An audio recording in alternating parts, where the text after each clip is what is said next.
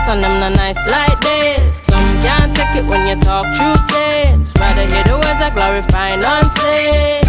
Yes, and I got my brains, and I'm pretty like my mama. I don't wanna pick your brains, I just want the microphone. Take the mask off your face and look at me face to face. Good morning, good morning, good morning. Put a smile on your face when you're moving from place to place.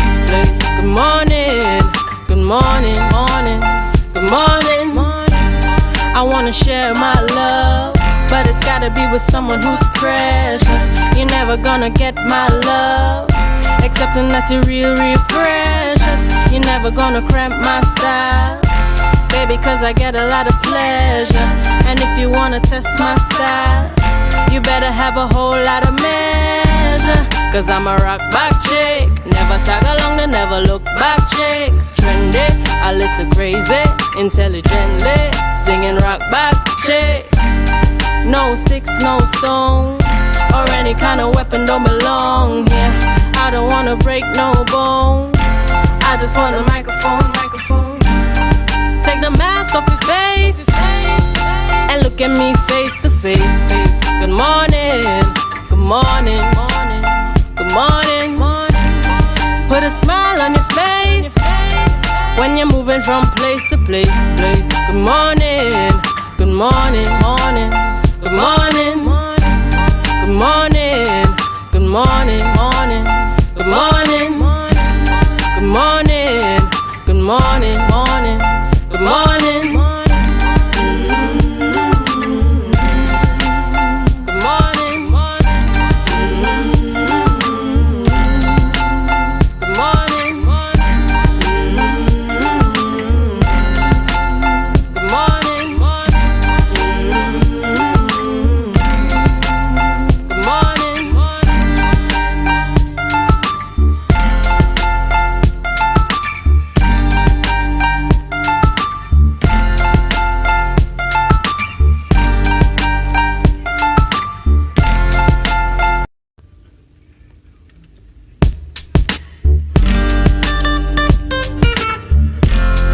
Want the microphone,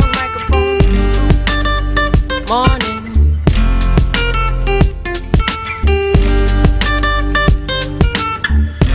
I just want the microphone, morning. Take the mask off your face and look at me face to face. Good morning, good morning, good morning. Put a smile on your face when you're moving from place to place. Good morning, good morning, good morning. This world is getting so cold, I wanna keep running like a soldier. Somebody must have touched my soul, cause there ain't no stopping till it's over. I wanna get up out my chair, cause everybody's getting so lazy. Don't want nobody touch my hair, cause a lot of sisters acting too crazy. And them not tough like this, rough like this, and them not nice like this. Some can't take it when you talk true sense. Rather hear the words that glorify nonsense. Yes, and I got my brains, and I'm pretty like my mama.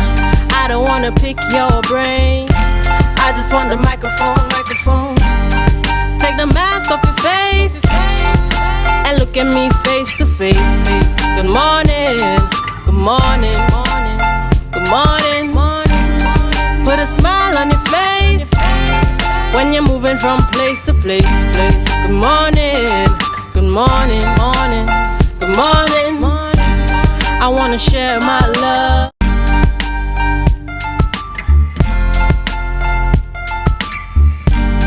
Put a smile on your face when you're moving from place to place. Good morning, good morning, good morning.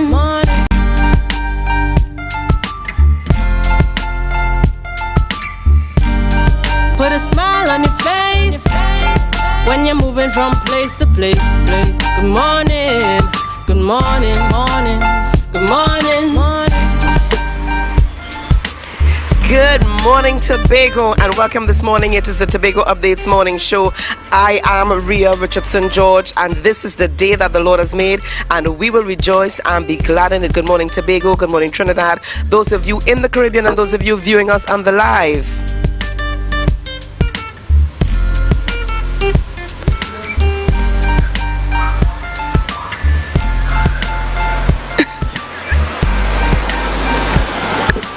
From the end of the fire station this morning. Good morning, viewers. I'm Julian Skeet, and thank you so much. It's a pleasure to have you on here at the Tobago Updates morning show. Rhea, how are you doing on the outside?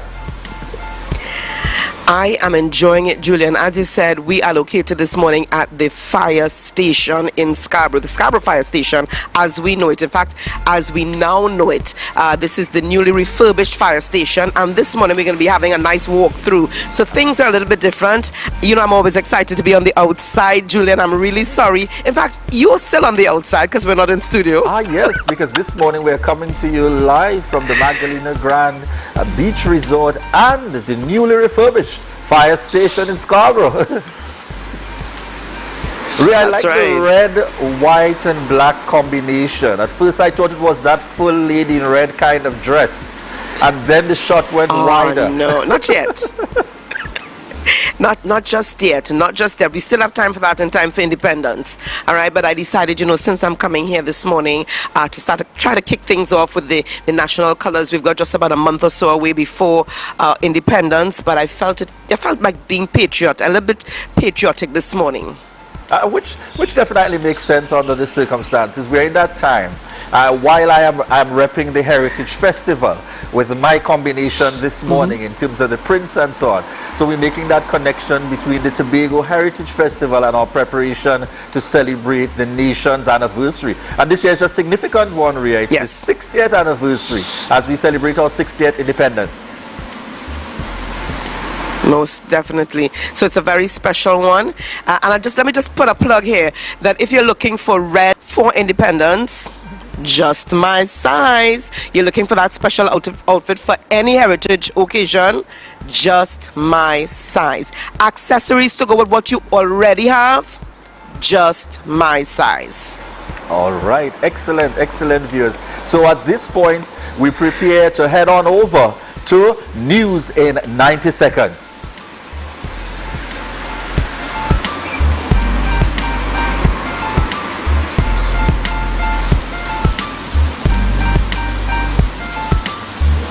All right, viewers, so we haven't made that connection just yet. But what's the feel like up on that end, Rhea? Where I am seated, it's quite cool, you know, comfortable in terms of here at the Magdalena Grand Beach Resort.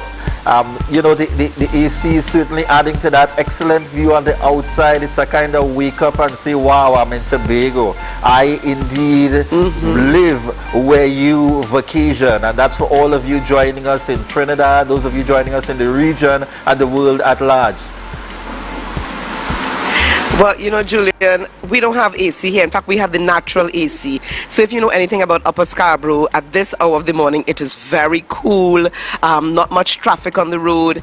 You know, we see persons coming from church, those who would have gone to an early mass, maybe at the Catholic Church, they're leaving and they're heading home. You know, persons walking on their way to work, persons walking on their way back home, well, home from work, those who would have worked the night shift. So it's pretty cool, pretty quiet here for now, but it's always good being on the outside. So from where I'm standing, I'm actually facing the St. Andrew's Church, followed by that would be the police station just lower on the hill. But I'm seeing there's a beautiful view of Scarborough, a beautiful view, in fact, of downtown Scarborough. I'm actually facing the the Shore Park Cultural Complex and Lower Scarborough. So it is beautiful. I see persons, you know, on their way to work and waving and you know, blowing their horns, and I love the general feel of being on the outside. So it's pretty good for me.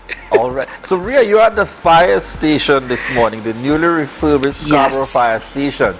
So are you prepared to put on that helmet and to, slide down the pole and all those exciting things that we see in the movie? Julian,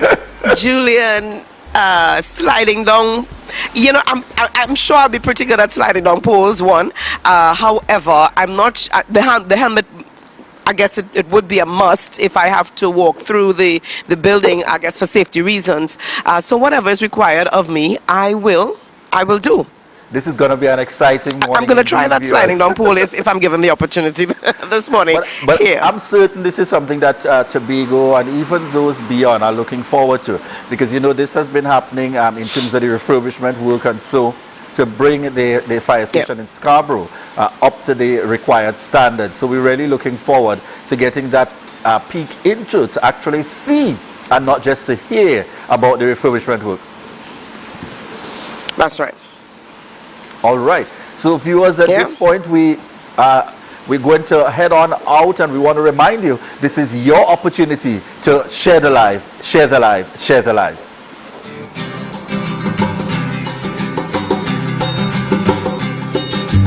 Come, let we go to Tobago, that paradise, Bombay, Robinson Crusoe. And it is said, it's the land of tomorrow. Princess Margaret say, come to Tobago for holiday. Now the whole world say, come to Tobago for holiday. Smile, every smile in Tobago. That paradise, Bombay, Robinson Crusoe. And it is said, it's the land of tomorrow. Ronald Reagan say, come to Tobago for holiday. Now Bill Clinton say, come to Tobago for holiday. If you want a happy vacation, you can get it right here in my land. If you want a happy vacation, you can get it right here in my land.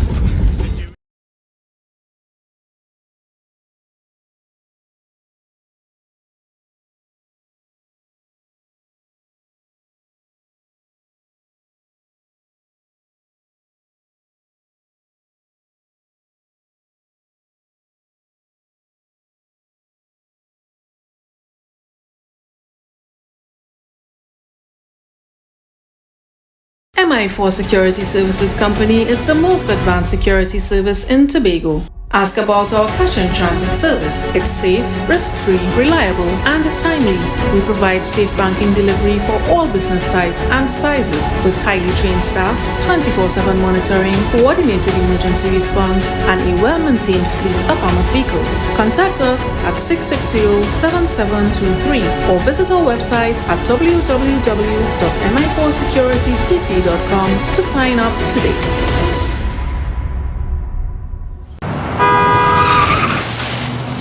Everybody only worrying.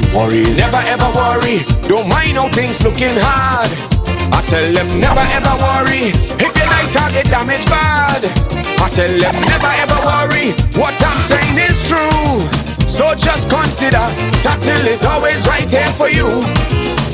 I tell them never ever worry. Don't mind if life make you sad. I tell them never ever worry. If your house get flooded out real bad, I tell them never ever worry. What I'm saying is true.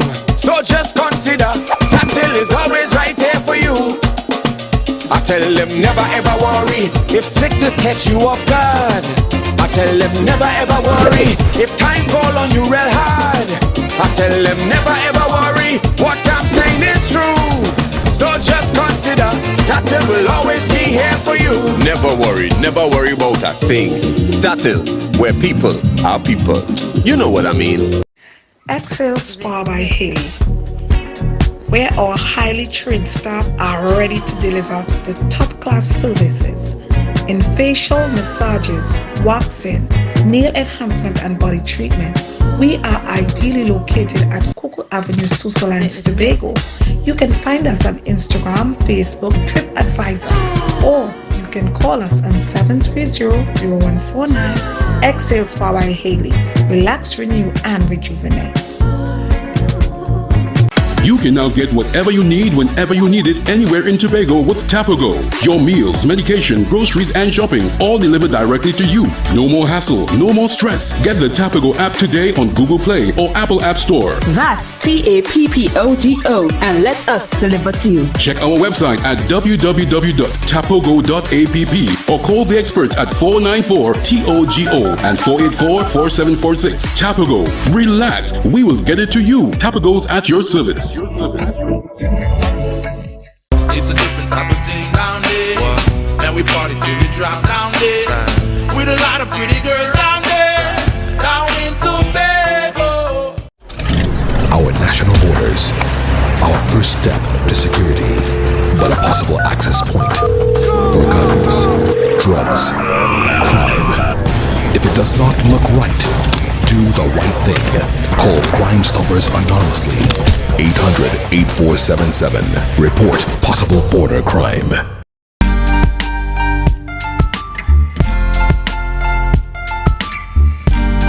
Put a smile on your face when you're moving from place to place. Good morning.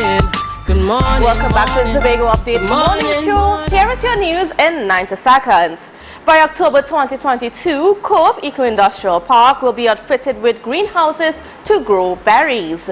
Over a year ago, a company called Berry Cove was formed between Anthony N. Sabga Limited, Island Growers Caribbean, and Alchemy Renewables LLC. They want to grow various berries and microgreens utilizing hydroponic technology and specially designed greenhouses. In 2021, Cove agreed to lease space to Berry Cove and for their greenhouses. The company faced delays from Town and Country for the necessary construction approvals. When construction is completed, 2 greenhouses will be growing strawberries, another will be growing other types of berries, and a 4th will be growing lettuce and microgreens. Meanwhile, Secretary of Health, Wellness and Social Protection, Dr. Faith B. Israel, supports the call for abortions to be legalized in Trinidad and Tobago. She spoke to the media at the opening of the International Planned Parenthood Federation in Trinity yesterday. Dr. B. Israel stated that many young women come to the Scarborough General Hospital with excessive bleeding problems from botched abortions. She believes there should be a safe option for women. According to the Health Secretary, the THA is willing to support women in their call for legalized abortions, if that is what the population wants. And now for some national news. Coming out of a meeting held with the Cabinet Subcommittee, the Scrap Iron Dealers Association of Trinidad and Tobago wants dealers to register and comply with regulations. The association president, Alan Ferguson, says this is part of the measures to cut down on the theft of copper from telecommunications cables and other assets belonging to the government, private sector or citizens. Registered scrap iron dealers will be issued identifying stickers for their vehicles. They must show receipts and other forms of legitimate acquisition of metals. Otherwise, they will be reported to the relevant authorities. And that was the news in 90 seconds. And it is now over to you, Ria, in Roxborough. Hi, Candace. Thank you so much. And we're not in Roxborough, we're in Scarborough. Did I hear Roxborough? I thought I heard Roxborough, but we are in Scarborough, and it's Upper Scarborough at the newly refurbished fire station. So this morning we're going to be doing a walkthrough. With me to do that walkthrough, because I can't do it on my own. So we've got the infamous Assistant Chief Fire Officer of the TTFS in charge of Tobago, Officer David Thomas. Good morning, welcome. Good morning, Officer Thomas. Good morning, Korea. Good morning to Tobago Updates, all your viewers and listeners. Yes, I'm really excited about this, and I have to mention here that with just a few days remaining in office. How many days? Because I know you 26 days. 26. We're down to 26 days now. Yes. And I know it's very important for Officer Thomas to see this project through. Now, this project would have started under your and with 26 days remaining. This is your heartbeat. You want to see this through. You want to see your officers back here fully, with the facility fully functional. Yes. Tell us, I mean, I'm just speaking as an outsider here, but tell us how you feel, because this would be one of your babies, this would be one of your projects. Yes. Well, I must say that this is truly an enactment of the phoenix rising out of the ashes. And I am very satisfied with what was accomplished to date.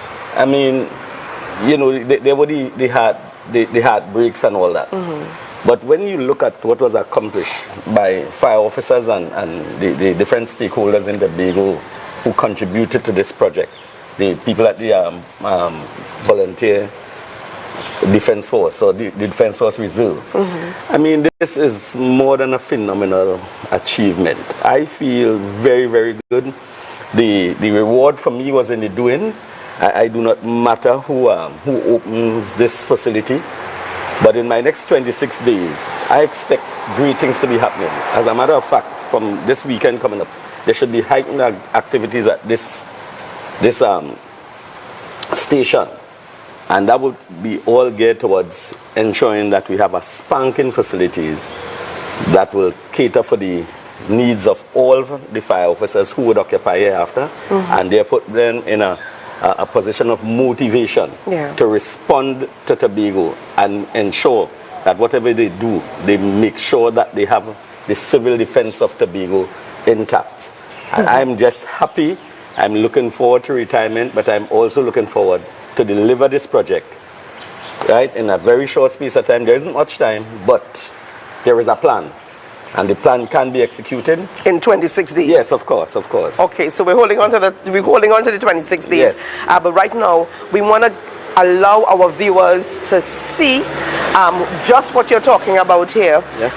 You know, all of Trinidad and Tobago is watching, and our viewers in the Caribbean and the outside world, and they want to know what is all the hullabaloo about this brand new Scarborough Fire Station. And we say brand new because a lot of it, I mean, this is not what we grew up with. Yes. All right, so this is brand new. Yes. All right, so lead the charge. Right.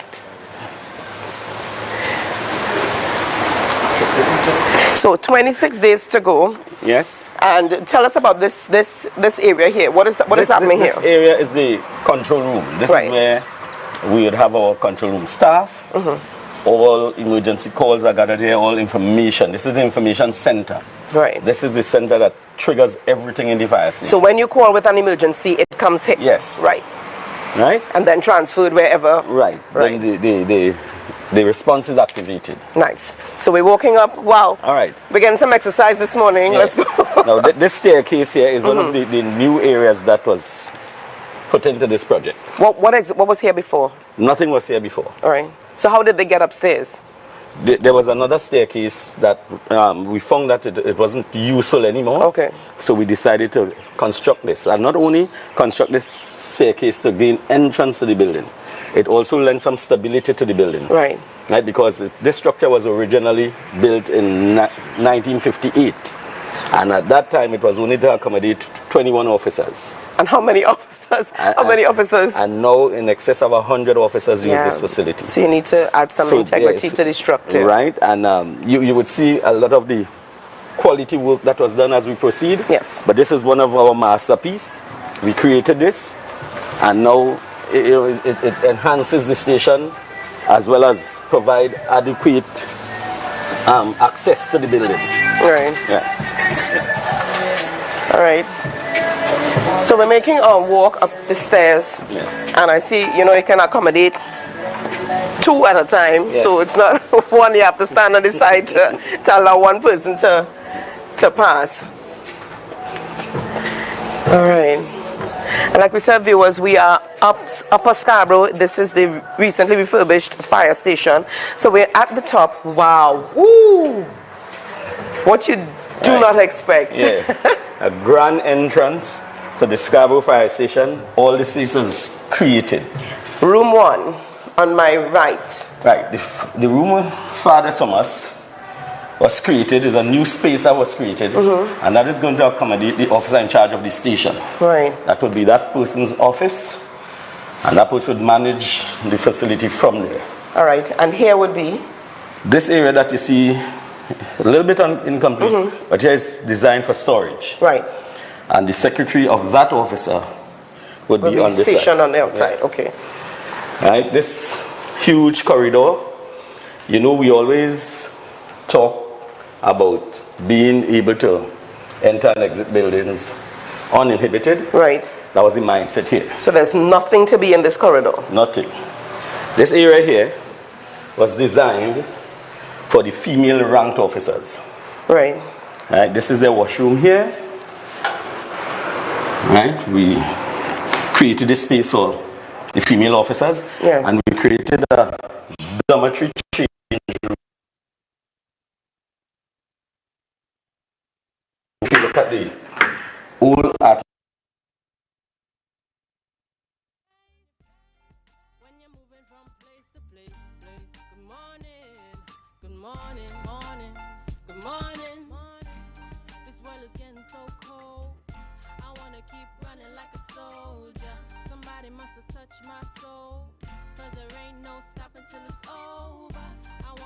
It's a different type of thing down there. And we party till we drop down there. With a lot of pretty girls down there. Down in Tobago.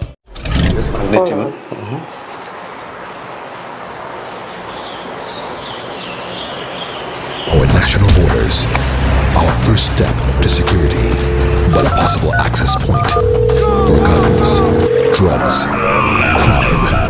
If it does not look right, do the right thing. Call Crime Stoppers anonymously. 800-8477. Report possible border crime. Heritage 2022's live coverage. Only on Tobago Updates. We'll bring to you live the events from the Tobago Heritage and all its pageantry. The beauty of Tobago will only unfold on the Tobago Updates 2022's live coverage. Come, let me go to Tobago.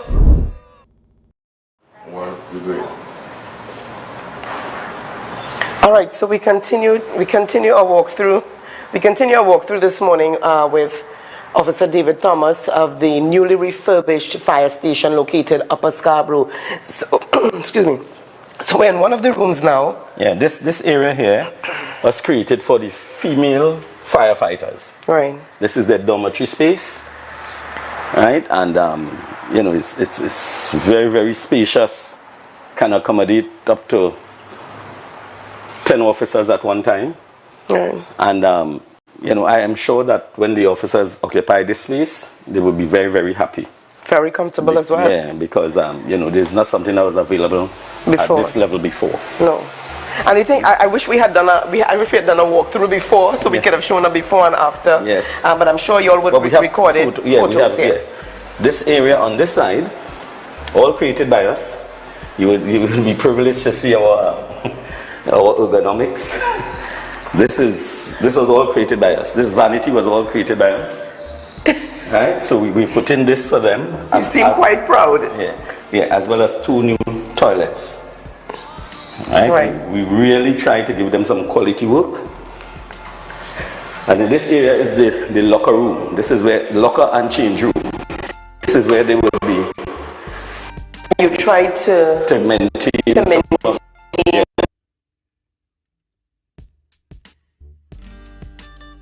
These like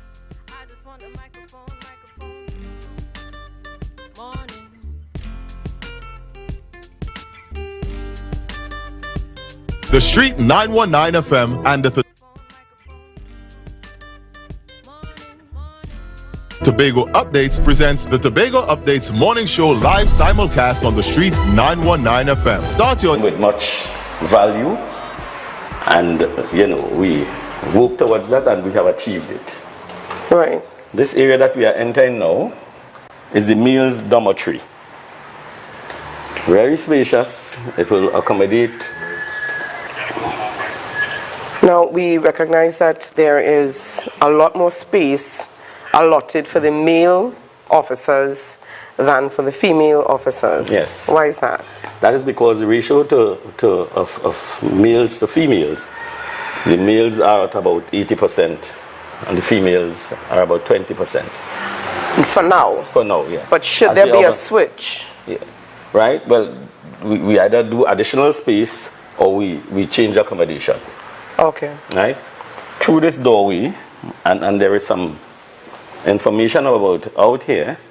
This is where you enter the balcony.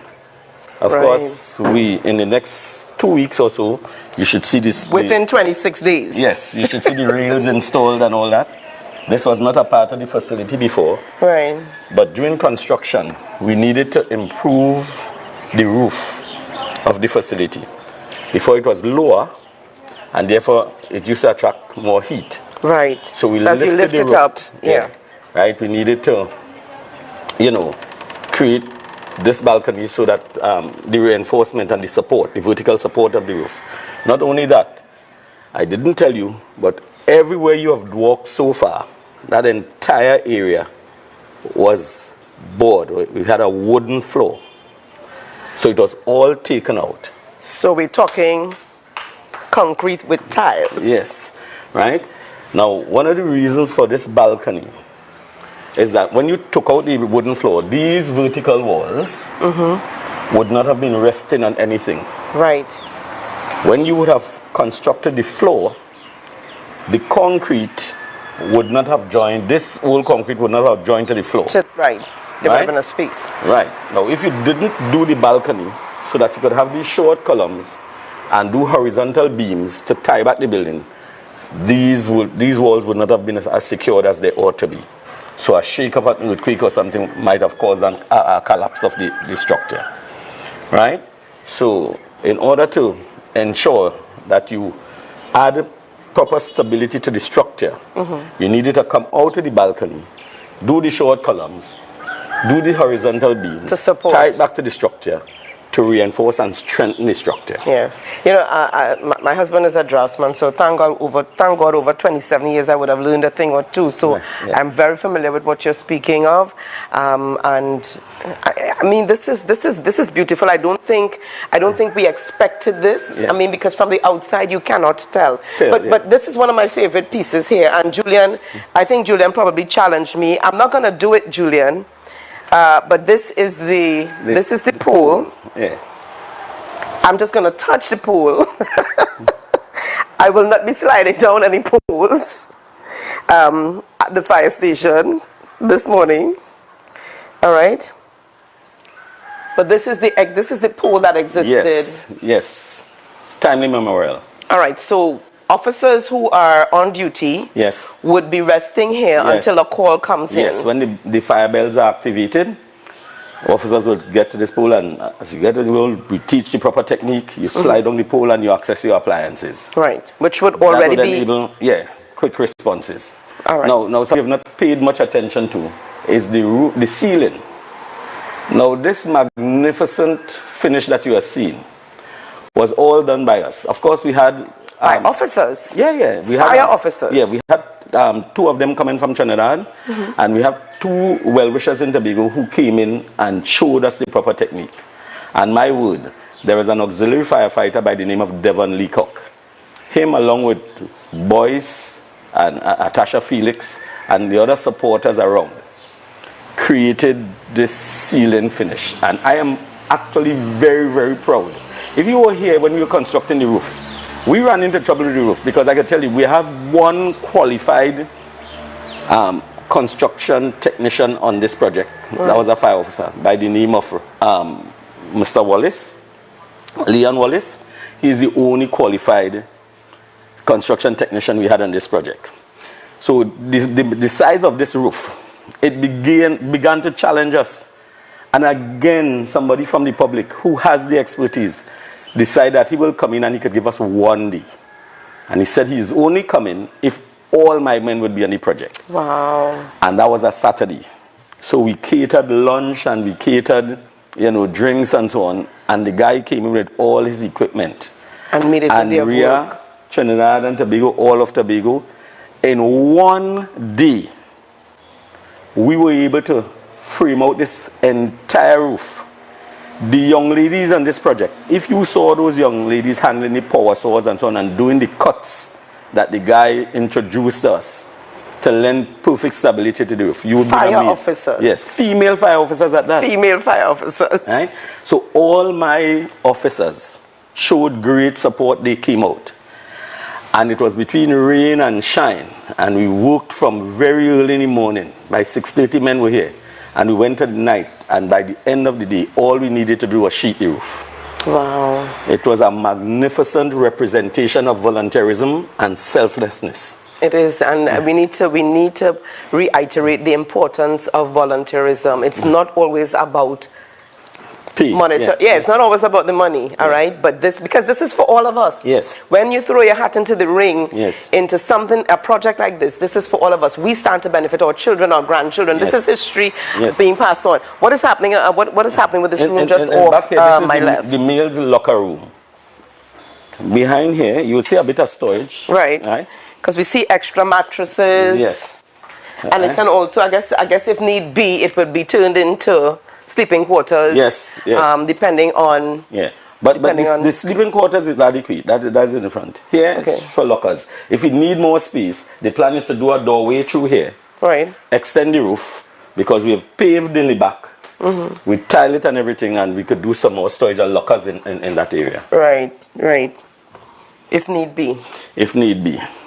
I am telling you that the contributions here, the Department of Infrastructure and Urban Development, mm-hmm, they also lent us some expertise because, as I told you, we had one qualified construction technician on this project. That is a fire officer. Right. Right. So from time to time we have needed support, and I am telling you, the administrator, when Mr. Toppin was there, now Mr. Nelson is there, you couldn't ask for better support. I always say that Tobago is a small space, so the networking has to be good, has to be intact, has to represent a willingness to support each other, and that did happen on this project, right? Even the police from time to time, when there were circumstances where there was a challenge, right? ECP nurse and his men lend that support to us. And we are proud of what Tobago. This is not just about the fire service. It's not just about me. It's not just about my officers. Yeah. It's about Tobago making a significant contribution to do something for Tobago. And I'm proud to be saying that because that is exactly what happened. And I can look any direction in Tobago, mm-hmm, and expect that based on the relationship we created, we're in our best space to cause development to take place and to cause that support that you do normally see or you don't see very often to cause us to advance in a real meaningful way. Now, Officer Thomas, this is the Tobago-ness of Tobago that our grandchildren, my grandchildren, are going to be learning about in school when they know of the history of this newly refurbished fire station. Yes. The Tobago-ness of Tobago, that lend hand, that not because you are fire and I am police or I am WASA and you are TNTech, we're not going to support. This speaks of the Tobago that we grew up with a long time ago, and it's good to know that there are still elements of that Tobago in today's society. Yeah. People like TNTech and TSTT came in and assisted with their bit. Yeah. And you know, it's a sweet relationship. It's a sweet experience. And these are quality mattresses. Let me add here. Yes. You know, we like to, this is no second mattress. Yeah. This is quality mattress. These are quality mattresses here. Yeah. Now in this space here, which was one of the areas that was most affected by the fire. Right. We've created and refurbished 2 showers here for the males. Right. Right, and you know, when you look at the finish.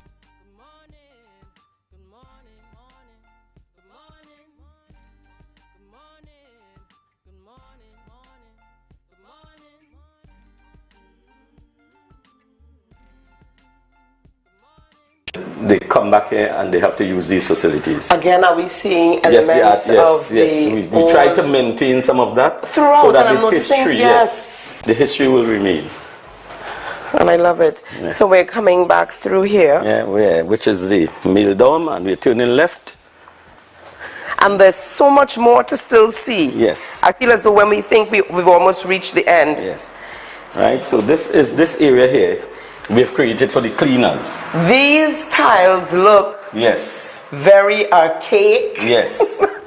But I love the fact that you kept it. Yes. Right, so we've created this space for the cleaners. They will store the equipment here. Right. They can wash their mops and so on that side. Right. This area here is nothing. This is one of the new things you would see when you come back here the next time. This area here, we'll be putting part of the suppression system in the form of a hose reel. It will be stored here. Right. So in the event that you have a fire in the building, right, there would be a hose reel here that will activate and.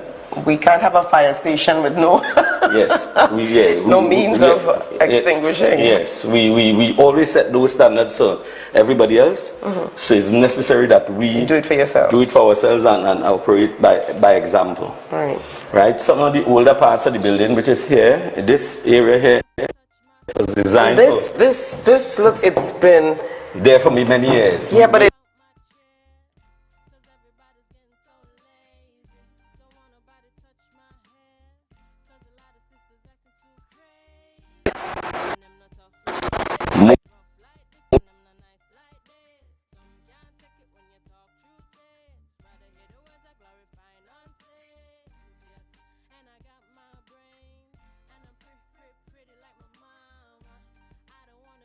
Yes. Yes. I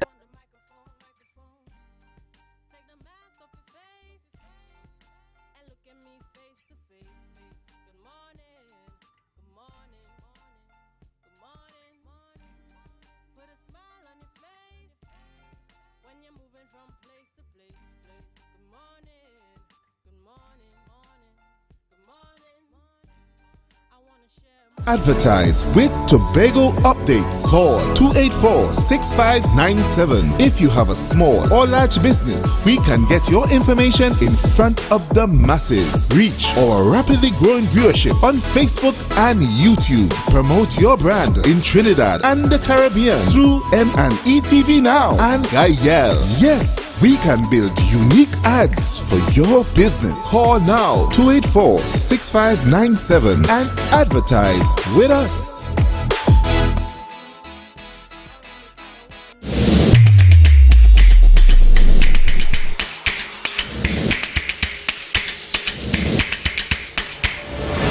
Good morning, good morning, put a smile on your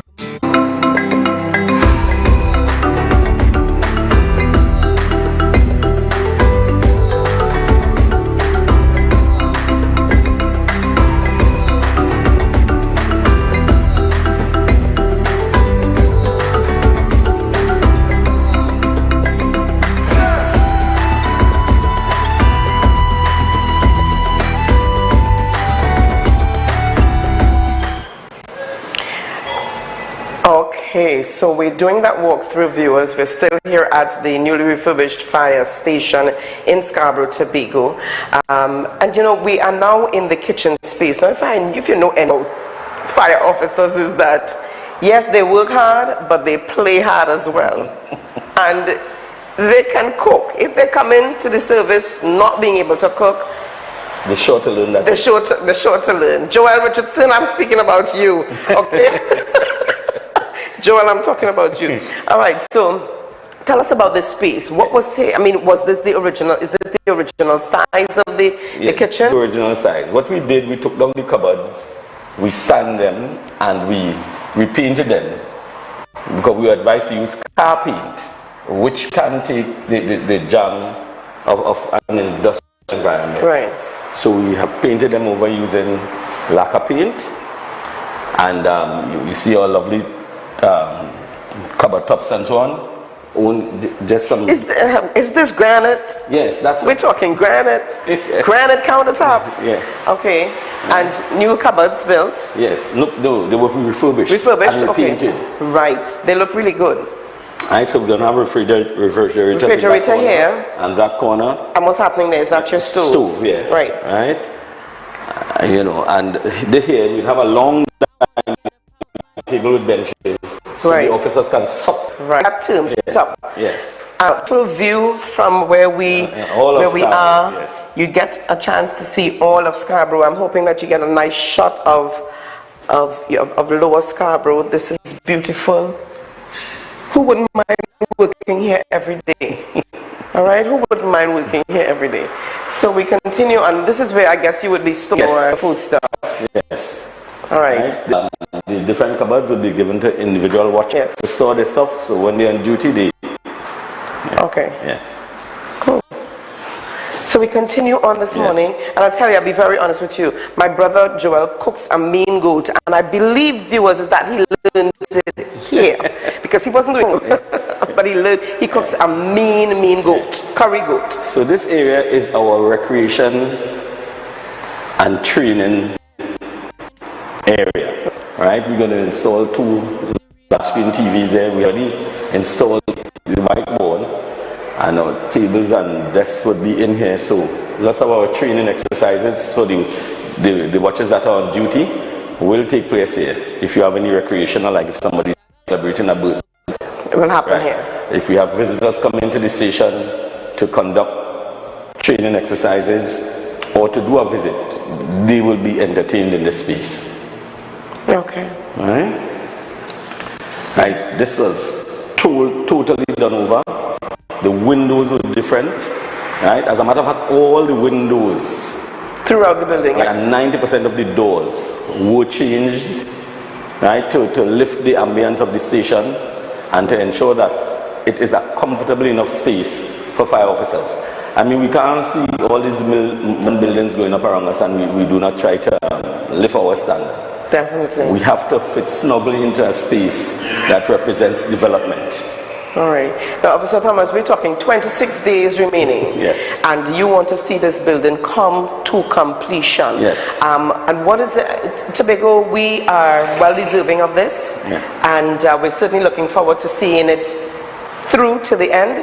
But what is the message that you would like to leave, not only with the chief sec, or, with promises made to ensure that you are able to see this project through till the end, but to Tobagonians who would have supported, Tobagonians who are certainly looking forward to seeing the completion of this project. I mean, you have contributed, you've given your life for the service and for Tobago. We're going to get to that part after, but what's the message you'd like to leave with Tobago? Well, I want to first express extreme gratitude to all of Tobago, because sometimes when we were actually at work, the persons that would pass and look on, they would always say things to us to motivate us. They would always encourage us, and from stage to stage they say, look, you're doing a magnificent work. Some people would say, well, we better hire a little bit by us, right? And all that stuff. But we are extremely grateful for all the contributions, even to the central government, the THA. They have given an undertaking that by this weekend, we'll start to see the air conditioning units going in. We would start to see the suppression system going up. We would start to see work happening on the rails, and we are looking forward. We can complete that in 3 weeks. Definitely. And if we complete it in 3 weeks, I would have 5 days of rest. When God created the earth, He worked for those 6 other days and then rested. I am looking forward to my 5 days of rest. And truly, if we continue to show that Tobago-ness, we continue to believe that we can do things, we would achieve a host of things, right? Because when this project was to be started, nobody was willing to take the project. And after much deliberation, I remained silent through the deliberation. And then I said, I will take the project. I took the project because I believe that I could deliver the project, right? Resources didn't flow as we like, but even the people up at the quarry, the people at Warner's, Christian Town, everybody made a contribution to this project. The Caroline Investment Company, they came on board. The Glasso at Rousseau Trace, they came and did a lot of the glass work you seen around here for us. Right? And we are proud that Tobagonians and corporate Tobago at that, even the government institutions in Tobago, values the fire service at the level that they did. So they came on board because they needed to see us in a proper space to see after their welfare.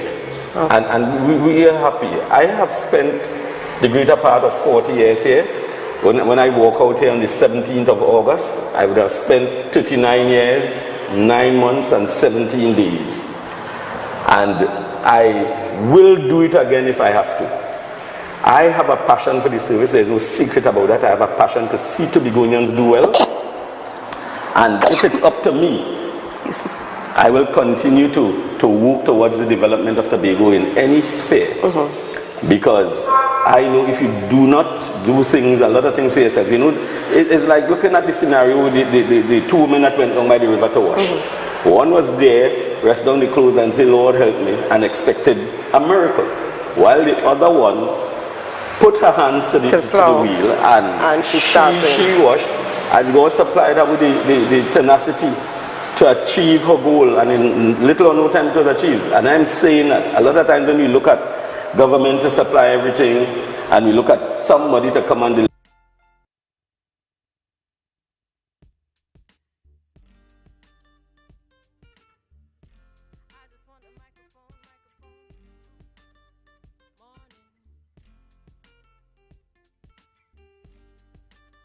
MI4 Security Services Company is the most advanced security service in Tobago. Ask about our cash and transit service. It's safe, risk-free, reliable, and timely. We provide safe banking delivery for all business types and sizes with highly trained staff, 24/7 monitoring, coordinated emergency response, and a well-maintained fleet of armored vehicles. Contact us at 660-7723 or visit our website at www.mi4securitytt.com to sign up today.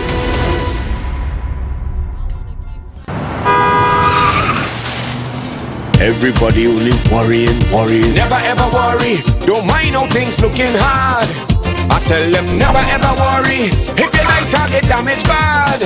I tell them never ever worry. What I'm saying is true. So just consider Tatil is always right here for you. I tell them never ever worry. Don't mind if life make you sad. I tell them never ever worry. If your house get flooded out real bad. I tell them never ever worry. What I'm saying is true. So just consider Tatil is always right here for you. I tell them never ever worry. If sickness catch you off guard. I tell them never ever worry. If times fall on you real hard. I tell them never ever worry. What I'm saying is true. So just consider Tatil will always be here for you. Never worry about a thing. Tatil, where people are people. You know what I mean.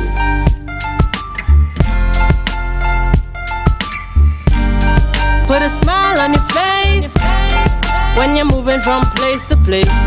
Good morning, good morning, morning, good morning, morning. All right, so viewers, we are here at, as we mentioned earlier this morning, at the newly refurbished fire station in Scarborough, Tobago.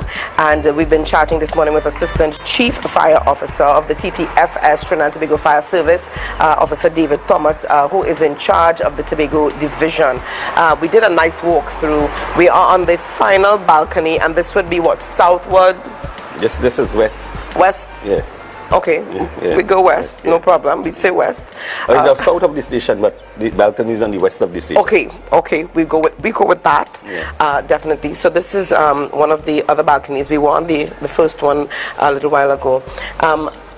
We've got 26 days to go, and I have to say, congratulations to you. And Officer Thomas, I would have worked with you for a number of years where I was before, and now here, and you always deliver. It didn't matter the time of the day or night that something happened. We would call upon you, and you would be ready and willing to share the information, inform the public of what was happening, and your heart was always in whatever you've done over the years. You didn't do it for you, David Thomas. You did it for the people of Tobago and Trinidad by extension, for all of us. And I have to say here that he is a proud product of Tiny and Tempo out there. Anti-tiny man, anti-tiny. Out there in Government House Road. This is one of their older sons. Yes, I'm the first son. Oh my gosh. Tiny, I'm sorry. David, you are the first. Officer Thomas, you are the first of how many?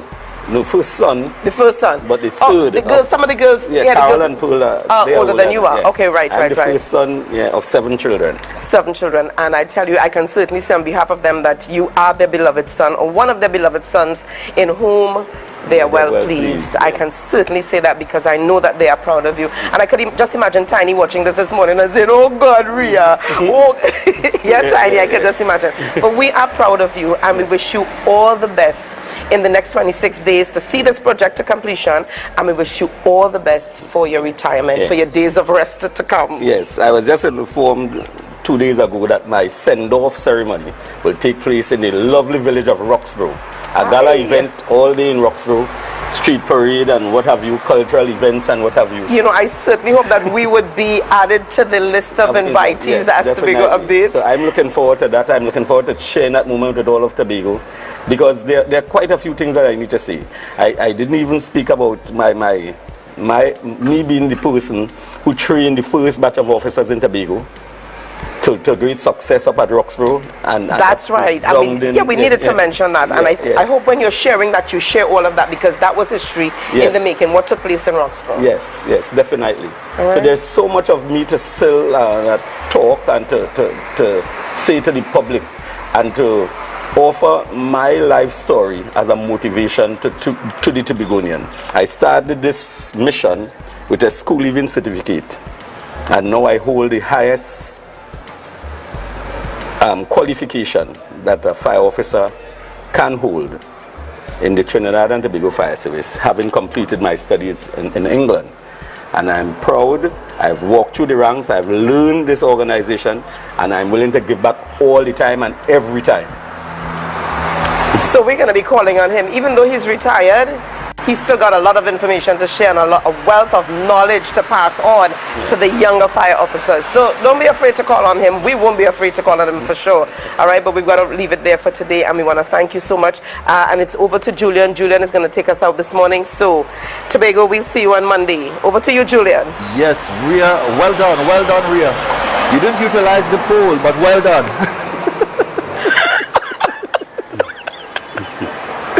Right. He says I didn't utilize the pool. We want to thank you so much, and again, excellent interview out there, giving you that walkthrough and a clear understanding of the renovation works that took place there at the Scarborough Fire Station. Certainly making us all proud, and we look forward to that point where we can go back to Scarborough, make those calls to get that kind of emergency response, or what I should say is the continued emergency response of all those officers, dedicated fire officers. So we want to shout out our fire officers this morning, coming from the Tobago Updates family. Viewers, at this point we're heading on over into our segment, and ultimately this speaks to the brand, this speaks to the man himself, and no other way to put it than Ecliff Eli Limited is about more than clothing. It's a way of life. And this morning we have the opportunity to chat with the man himself, Ecliff Eli, joining us here on set at the Tobago Updates morning show. Morning to you, sir. Morning, Julian. All right. So welcome on here to the Tobago Updates morning show. Thank you for having me. And in particular, we want to begin the conversation by giving us an idea. Where did this all start for you? This journey in getting to the point where you're at now. Okay, well, I'd always say that I didn't choose fashion. Fashion chose me. At age 14, I did tailoring in school. I came from a huge family. I have 10 sisters. I'm the last of 15. My mom had 15 kids. And growing up home, my mom always designing, my sisters always sewing. And so when I reached age 14, I find the easiest thing to do was tailoring, sewing, and I fell in love with it. And it has been 32 years now, and the rest is history. So when we look at it, some say Ecliff Eli, and then what we're speaking about there is the man himself. Yes. But however, in this industry for you, it goes even further in terms of the business, because this is a skill, this is an art. And when people say, I'm outfitted by Ecliff, there's the expectation of a standard. Tell us about the offerings in terms of the stores and that kind of demand on you to ensure that that standard is maintained, even if you may have a team working and supporting what you do. All right. Good question.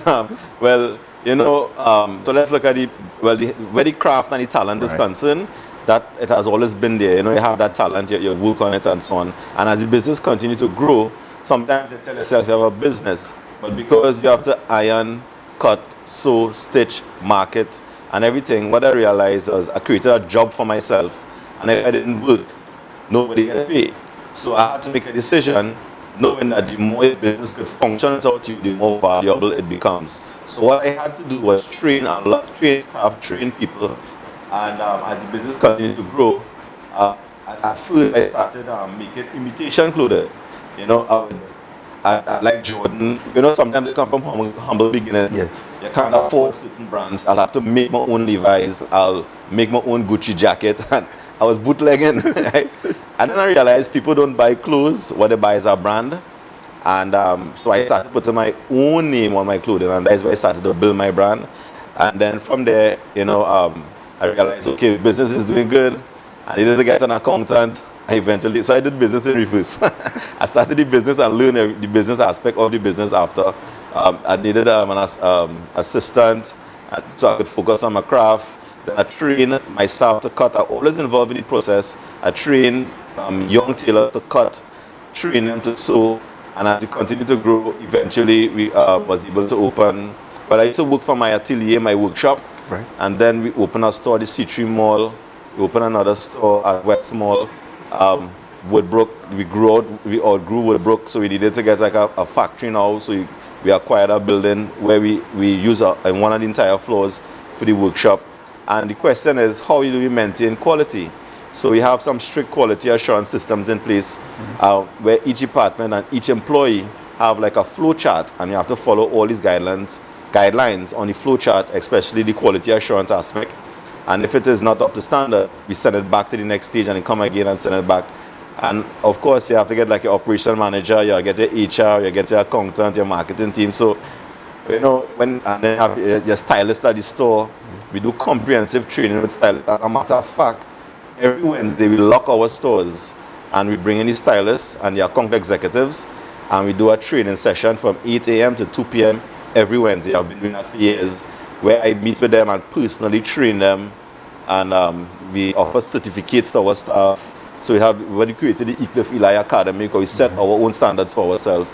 And you know, it's plenty work, you know. As you spoke about the Eclipse Eli Academy, I mean, I am aware of it, but I want you to share with those viewers the work and support in terms of Eclipse beyond just the business, in terms of working with and helping other young designers and encouraging persons in this field.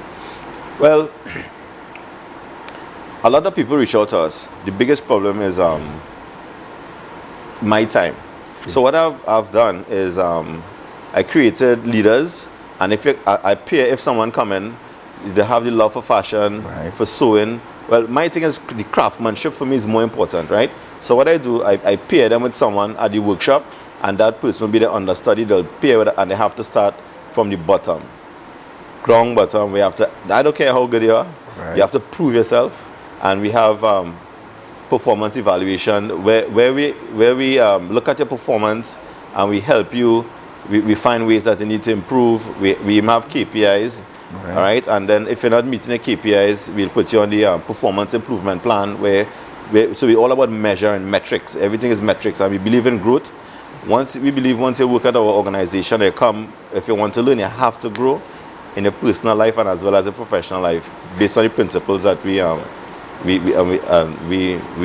operate under. So I like the fact that you speak to this kind of continuous top quality. It doesn't just happen by chance. No, plenty work. It takes a lot of work, and there are the relevant standards in place to ensure that the team complies. Yes. What I want you to also share for us, many believe, you know, at the moment there isn't a physical store in Tobago just yet, and many seem to think, hey, but he probably just here today. No, folks. Up to the very last time we walked up when we were up on the north side. But I want you to give persons an idea in terms of you've been in Tobago for some time, starting from the very early days. Tell us a little bit about that. Well, from a young age, I was I was in primary school, and every year I used to come for vacation in Tobago, Roxborough, Police Station Road to be exact. I remember the police station used to be at the end of the road and had a track. You would go through the track, and we'll spend our vacation up at the house there, and we'll go like to Kings Bay. Kings Bay is close, and we go to Kings Bay and so on. And we would hike a ride in the back of trucks and vans, and we would get a drop to go to Kings Bay. So I've always been in Tobago. I've been coming back all the time, and it's so strange that when I actually I started sewing and designing, I started coming to Tobago to sell. I would go opposite Scarborough at KFC at a fence, and I'll hang up my t-shirts there and sell at the side of the road. And when I bought my first roll-on, roll-off vehicle, I came back to Tobago again. I used to go house to house selling. So I've always been in Tobago. Strange enough, I've always been coming back to Tobago. Yeah, excellent. Always, yes. I'm making that connection. And this point, we want to head on over to the video before we begin to chat even further about the product offerings and certainly the opportunity for someone to be able to win. All right, so we're going to head on over to that video now. I heard you just got engaged. Well, congratulations to you and your lovely bride-to-be. Hi, my name is Eclipse Eli, and it would be my pleasure to offer you the opportunity to have your full wedding suit professionally custom designed and crafted by my menswear company, Eclipse Eli Limited. This is our gift to you. Yes, a suit for the groom, courtesy Eclipse Eli. Once you are chosen, we will warmly welcome you into our atelier for a private consultation, offering you top-notch attention and hospitality that you deserve. Here, you will tell us what you envision for your suit. We will then present you with our finest selection of fabrics while offering you advice and support on design as you make your decision for your big day. As a collaborative effort of my entire team, we will construct your full three-piece suit with all aspects of fit, comfort, silhouette, custom tailored for you. All expenses on us. Does this sound like an opportunity that you would love? If yes, then your follow-up action are simple. Visit our website, eclipseeli.com, and submit your details. It's that simple. Grooms, this offer is for a short period of time, and only one candidate will be selected within this period. All necessary details will be included in your application form, and we look forward to custom creating your suit for your wedding day.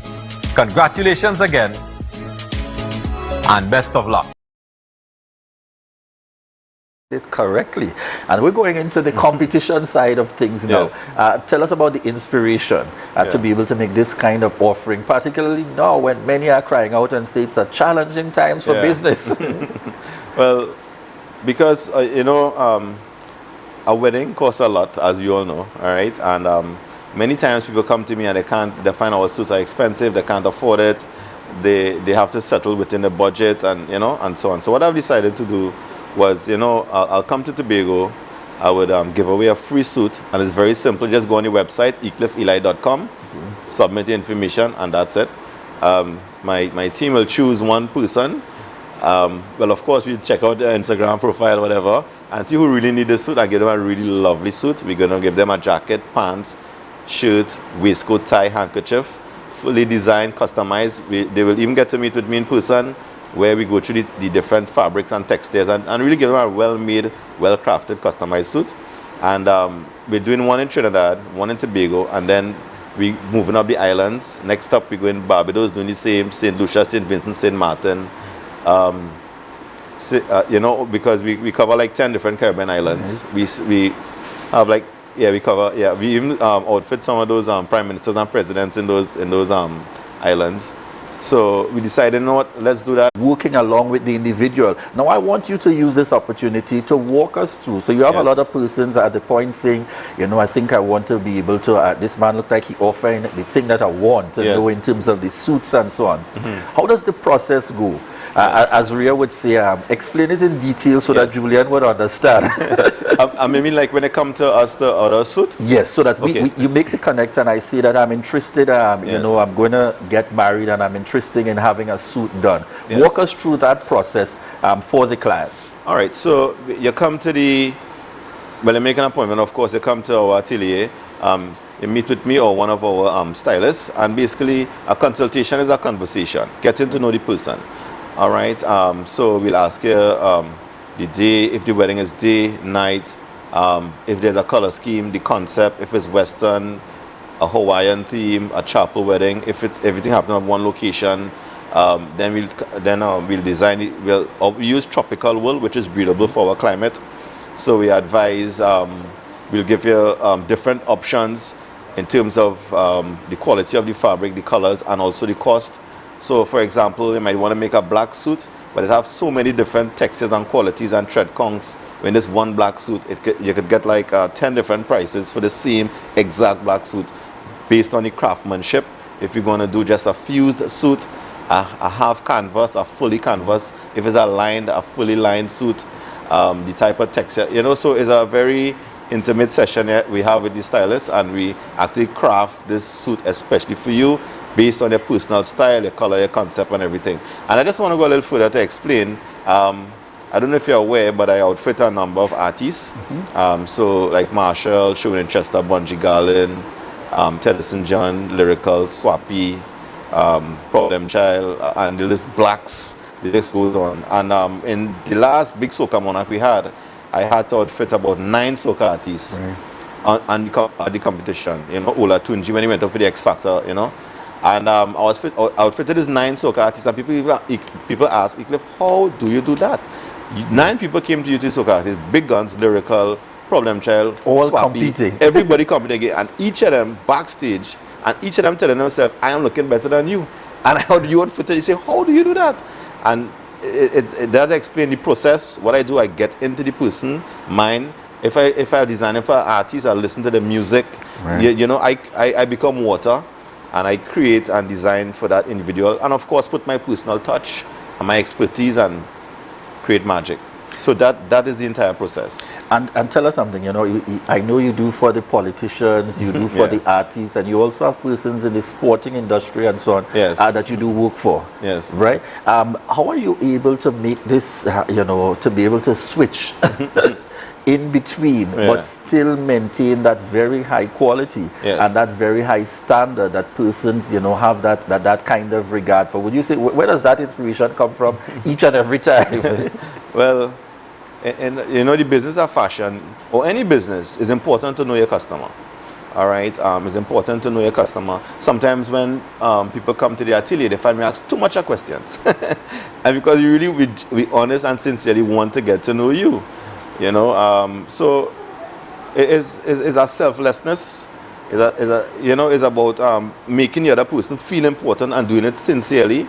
And I think when we take that approach, it becomes very easy for us. Is it usually a one and done, or would you say sometimes a client comes back and you're looking at and they may want to make some adjustments, based on what they're looking at? Do you accommodate that as well in order to get into that final product? Of course, because sometimes what they want may not fit for what the occasion that they want. So of course, it's about, when it comes to us, it's about fashion education as well. And everything we discuss, sometimes we mail it back to you. Right. All right, because we're all about helping people, because we might say, you know what, you may not be able to afford it by us, or you may not be able, or whatever the circumstances, at least you can take the information, and it's okay, it's quite fine. It's okay, you could go ahead and shop, you could go ahead and do whatever you wanted to go buy somewhere, it's quite fine. So, I mean, with that approach, we find it works better for us. People still come to us all the time. We're all about really, really helping people. And all right. Not as we look to wrap this morning's interview, notwithstanding the challenges of the pandemic, I want our viewers to get an idea of the value of that suit that they will be getting. Just give us an idea, the 3-piece, what that would go on, so the viewers have an idea, the value of what is being given away in each of the islands. All right. So if you're speaking TT dollars, the value of the suit after the consultation, it could cost anywhere between the cost of $6,800 to $18,000 for this suit that you'll be getting, and we're not paying any cost or holding back anything. Again, we just focus on the customer supplying the needs, so we're not studying how much we're going to spend or how much is the cost of the suit, but basically what does the person need at that point in time, and we're customizing that suit especially for them. All right. Words of inspiration you'd like to leave those upcoming in the field, and even those viewers looking on and saying, I must enter this competition. Words of inspiration in the competition. Just go to ecliffeli.com and enter information. Just go to ecliffeli.com and enter information. And in business, as I always say, jump and a net will appear. Once you have the ambition, just jump and it will appear. Just do what you love, and you'll never work one day in your life. All right, excellent, dear viewers. We've heard it from the man himself, Ecliff Eli, joining us here on set, and it's about a way of life. And this is an excellent opportunity. He's not just here to talk about what he has done and what he continues to do, but speaking about that opportunity to really be able to continue to give back in each of the respective islands. And yes, happening here in Tobago, yes, happening in Trinidad and up the islands. He's giving away not one suit for everybody, you know, folks. One in Tobago, one in Trinidad, and one in each of the islands where he does his work over the period. So it's your opportunity, and ensure that you connect via the website, make the necessary submissions, and you never know, you'll be the one being featured in terms of Ecliff Eli getting that opportunity of a lifetime. Thank you so much again for joining us on set this morning. Viewers, at this point we head on over to the good stuff this morning. The good stuff coming to you here from the Tobago Updates morning show, and this morning we are featuring Rojas Engineering Limited. As Rojas Engineering Limited was chosen as the lone Tobagonian company among 14 other companies from Trinidad to be a recipient of the Shaping the Future of Innovation Grant Awards. We are indeed grateful as we look forward to presenting our innovative project to Trinidad and Tobago and the world at large. The project name was the Multi-Cookpit Food Station, Rojas Engineering Limited. Congratulations. All right, and this is our good stuff here for this morning on the Tobago Update morning show. Viewers, this is your opportunity and our reminder to you to share the live, share the live, share the live. I heard you just got engaged. Well, congratulations to you and your lovely bride-to-be. Hi, my name is Ecliff Eli, and it would be my pleasure to offer you the opportunity to have your full wedding suit professionally custom designed and crafted by my menswear company, Ecliff Eli Limited. This is our gift to you. Yes, a suit for the groom, courtesy Ecliff Eli. Once you are chosen, we will warmly welcome you into our atelier for a private consultation, offering you top-notch attention and hospitality that you deserve. Here, you will tell us what you envision for your suit. We will then present you with our finest selection of fabrics while offering you advice and support on design as you make your decision for your big day. As a collaborative effort of my entire team, we will construct your full three-piece suit with all aspects of fit, comfort, silhouette, custom tailored for you. All expenses on us. Does this sound like an opportunity that you would love? If yes, then your follow-up action is simple. Visit our website, ecliffeli.com, and submit your details. It's that simple. Grooms, this offer is for a short period of time, and only one candidate will be selected within this period. All necessary details will be included in your application form, and we look forward to custom creating your suit for your wedding day. Congratulations again, and best of luck.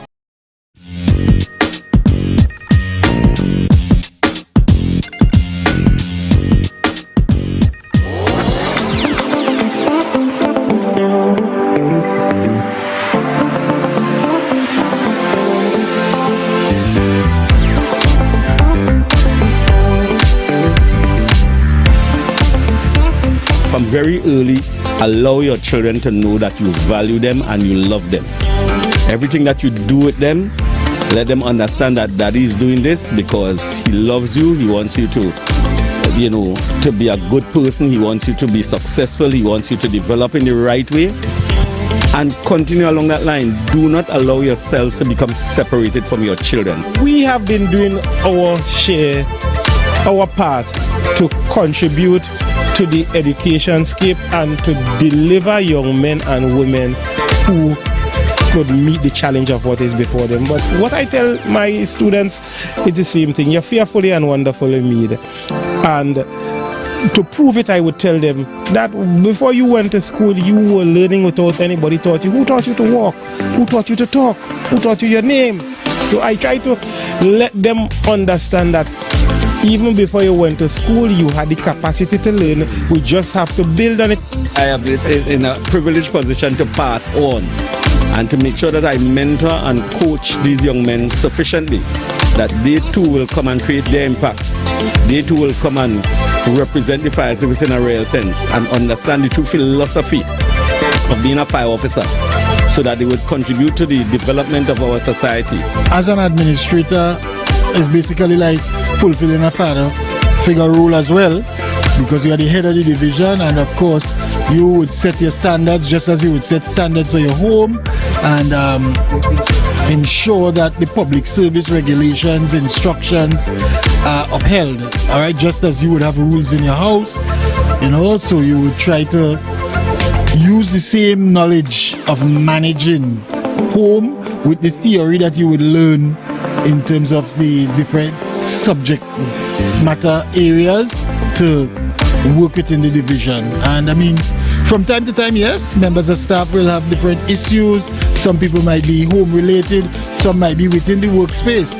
And as the head of the division and carrying out the father figure role there at the division, you are to be able to listen, communicate effectively with your staff so that they understand what are the requirements and apply your own experience as a father when you're treating with issues of staff.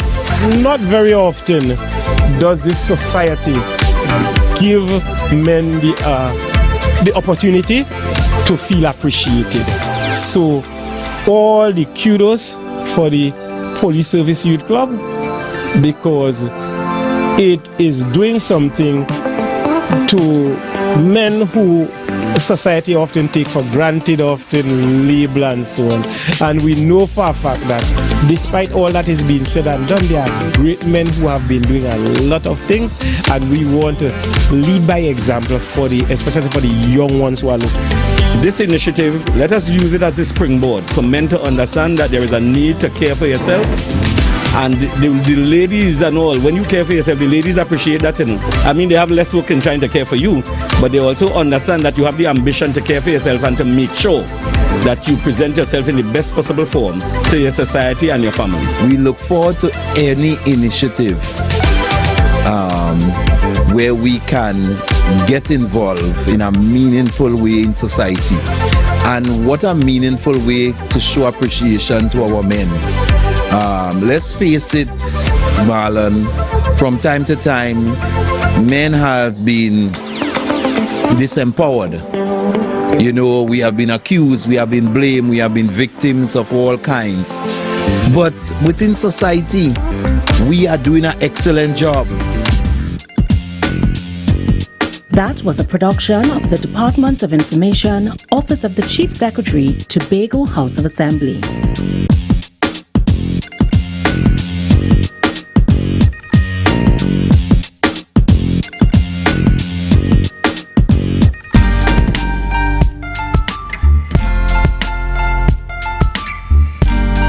Put a smile on your face when you're moving from place to place.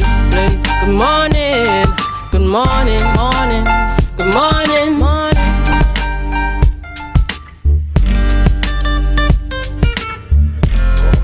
Good morning, viewers, and welcome back to the Tobago Updates morning show, coming to you here live, not from the Port Ball today, but from the Magdalena Grand Beach Resort. And in this segment, we are chatting with certainly no strangers to Tobago. We have the lady in the middle of the mix, Darian Phillips, a designer and owner of Euphoric Designs, and we have next to her Daniel Clark, fashion designer and creative director of Fluorescent Black, and Keelan Whitlock, creative director and stylist of Keys Studio. Good morning. Good morning. Good morning. Good morning. When you have a coming together like this, we must be speaking of a special occasion. So who's going to start us off by telling us about what's the initiative that's coming up? Okay, so on August 6th, which is my birthday, I am having a celebration called Sherehe, which is actually Swahili for the celebration.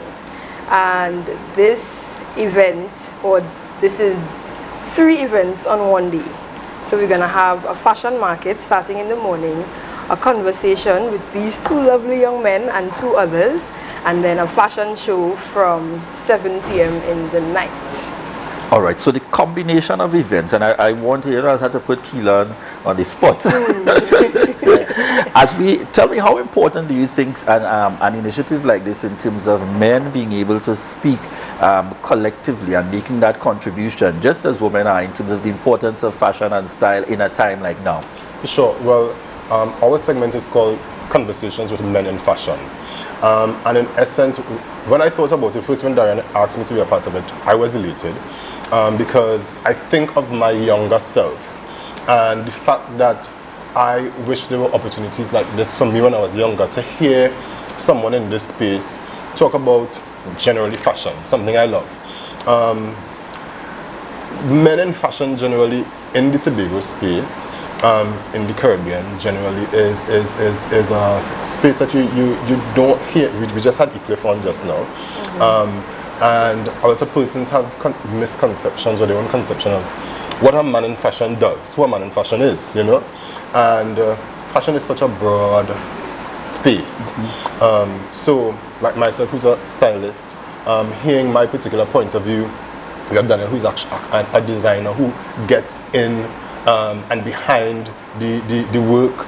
So really hearing what the process involved in our processes, in a time that this is necessary, I feel like it will also be able to inspire a generation of young men.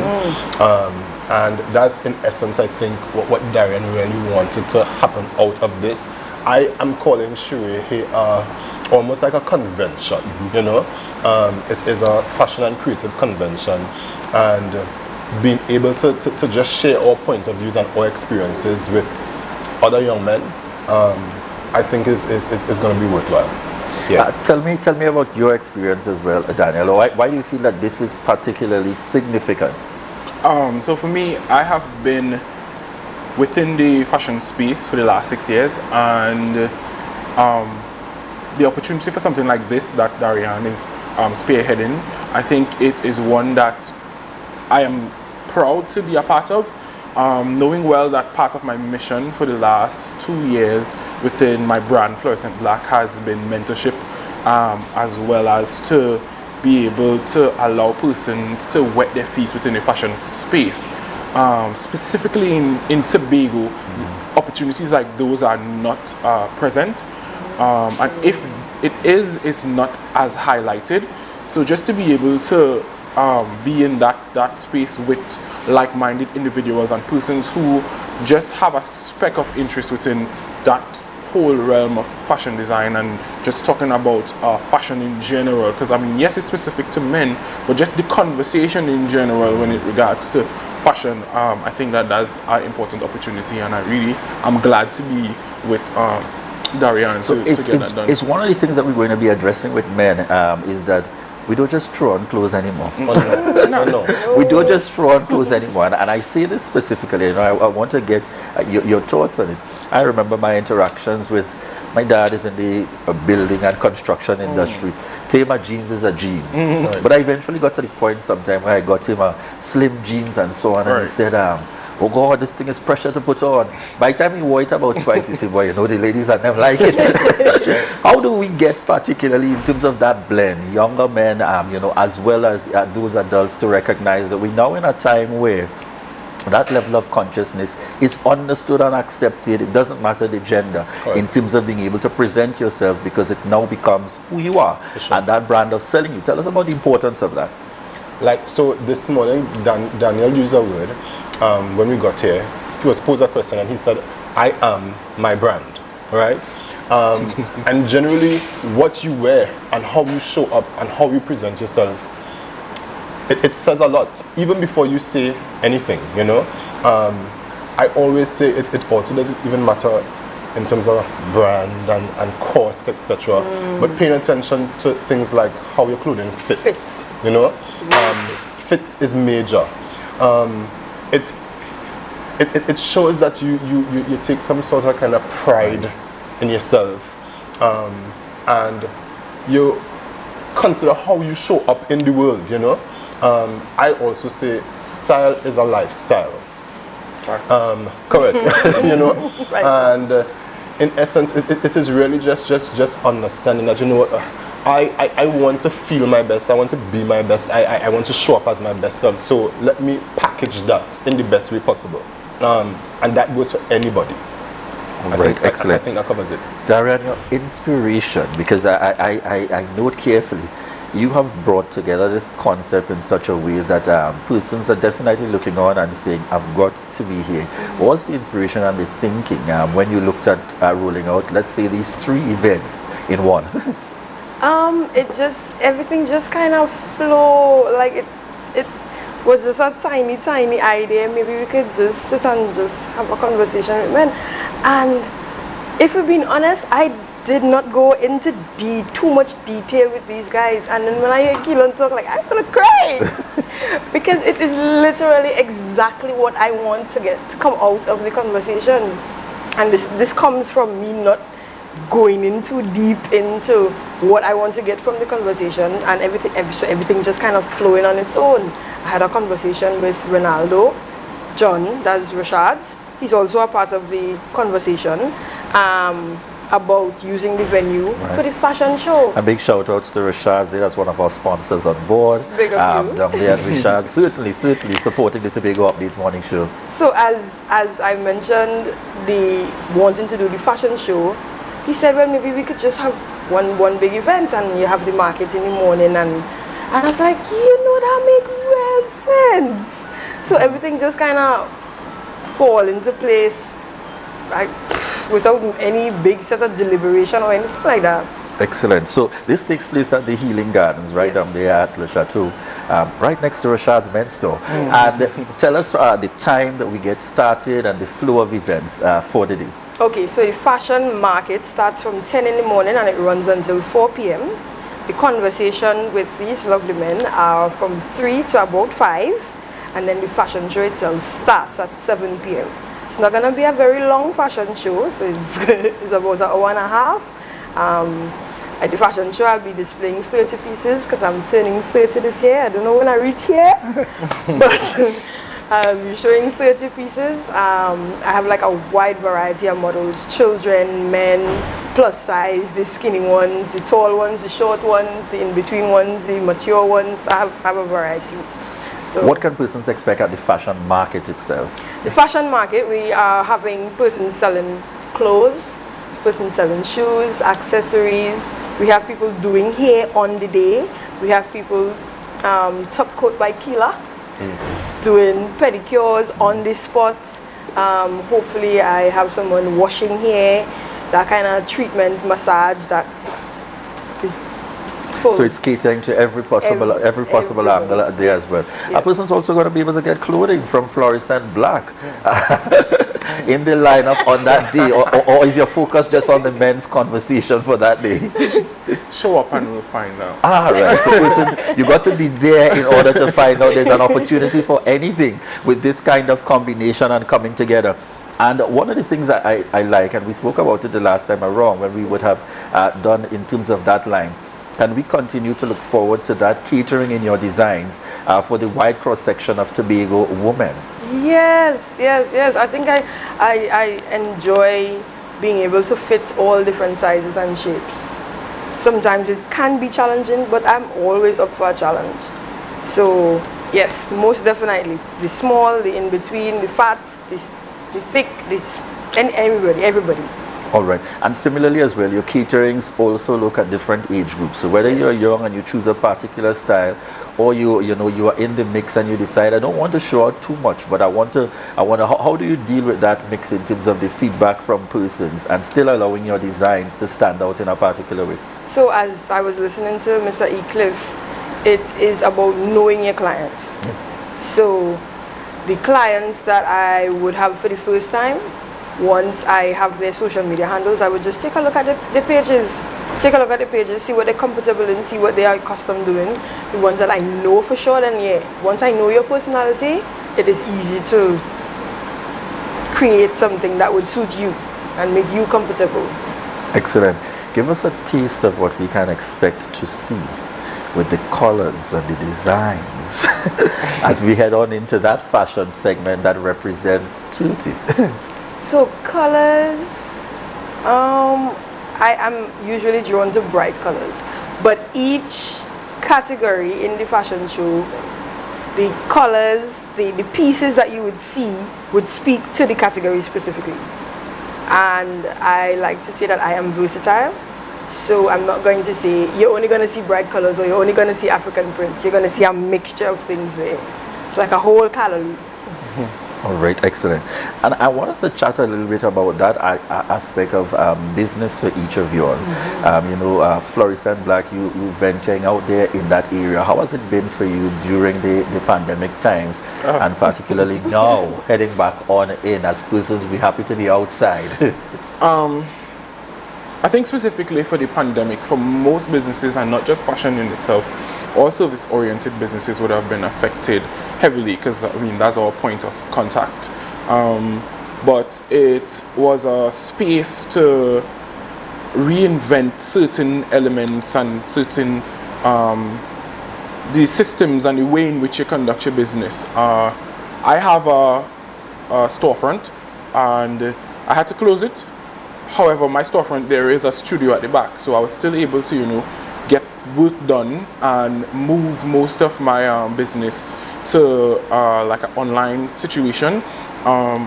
Still accepted orders where I could, provided delivery through various service providers like TT Post and stuff like that. But COVID was pretty challenging to maneuver.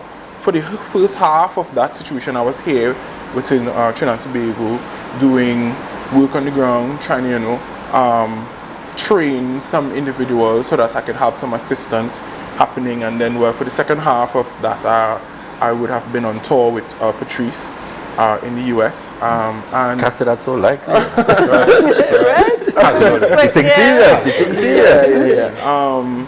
But business in general around that time was very technical, and just we had to try to maneuver those spaces, as I'm sure it would have been for the other people that seated here. I know they can speak on those things for themselves, but for me, it wasn't as challenging as I would have seen a lot of people have had to, you know, completely switch gears and, you know, ventured into food. You know, I didn't have to go that far, but yeah, I tried my best to reinvent certain things and make certain changes that would allow me to still exist and come out of COVID now and still have a booming business.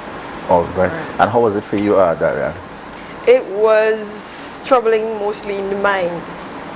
Mostly in the mind, the isolation. I am a social butterfly, so I always like to have people around me, and I really enjoy dealing with my clients. So that kind of hit me the hardest. I did not have too much of a financial struggle, especially when it came to the making of masks. Right. Because that was crazy. I had to be up from 4 a.m. going to bed 11 p.m. and all I'm doing is making masks. No, I don't want to see our next mask. I don't want to see our next one. And Keelan, how was it for you in terms of working in what might be a more private space and providing a kind of service for events that may or may not have been within the regulations? For me, I would say things were honestly different. Right. Key Studios, we also, apart from just being a photography space, we were able to function and kind of pivot to being now a space that provided persons with the chance to create online content. Right. I do a lot of work with private clients and do personal branding and so, and you saw a time where a lot of persons had to now ensure that their presence online was felt and seen.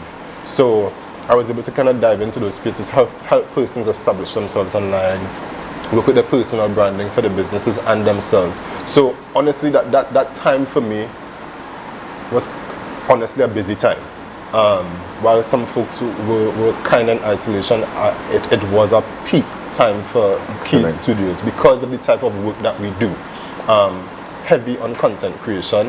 And because, as we know, as I was saying, a lot of things have transitioned to being digital and online, and that's kind of some of the work that we do. It was a peak time for us and myself. All right, yes. Excellent. Darian, final 30 seconds. Where do persons need to be? The name of the event, the date, the time, and the location. So the event is Sherehe. There's 3 events in one day. Fashion market from 10 a.m.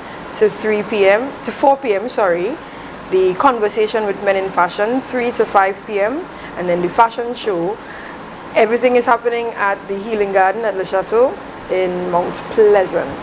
To get tickets for the fashion show, you can WhatsApp me 463-4657. All right. And folks, just as a reminder to you, early bird tickets cost $200 and the event takes place on Saturday the 6th of August. You must be there, folks. You must be there. Ensure that you attend. We want to thank you all so much for joining us on set this morning at the Tobago Updates morning show. And the viewers, at this point, we want to thank you for continuing to connect with us. This combined coverage from the Magdalena Grand Beach Resort as well as the newly refurbished Scarborough Fire Station. Thank you so much, all of you tuned in to the Tobago Updates morning show. And at this point, we prepare to head on over to GMT with Candice. So remember to stay tuned. Bye for now for us here. And look at me face to face. Good morning, good morning, good morning, morning. Put a smile on your face when you're moving from place to place. Good morning, good morning, good morning. I wanna share my love.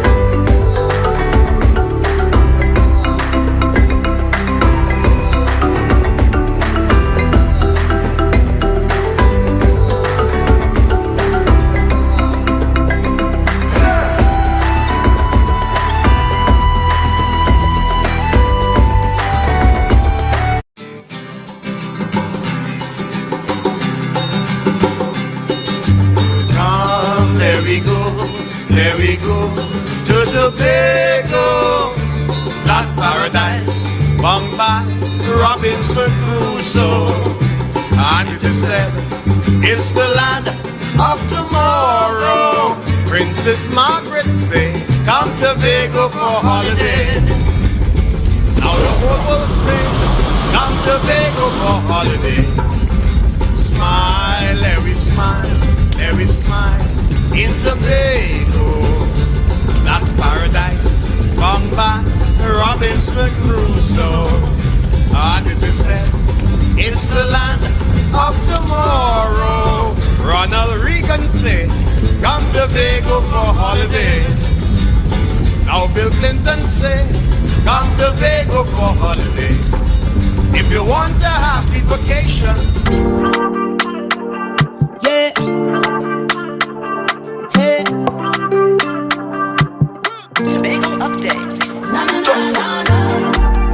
Good morning, Tobago. Na, na, na, na, na. Wake up with Candace and Denasia. Let's go, go. It's a brand new morning. Rise up to a brand new dawning. As the passion start to rise, the energy fill the skies. I say thanks for favor to wake up and hear me neighbor. 60,000 people strong, and the vibes is never wrong. We are beauty, we are power. Welcome to Good Morning Tobago on Tobago Updates, your source for current affairs in Tobago, Trinidad, and the region, with the perfect conversations to complement your morning routine. I am Candice Jackson, and let's get started with the news in 90 seconds. By October 2022, Cove Eco Industrial Park will be outfitted with greenhouses to grow berries. Over a year ago, a company called Berry Cove was formed by Anthony N. Sapga Limited, Island Growers Caribbean, and Alchemy Renewables LLC.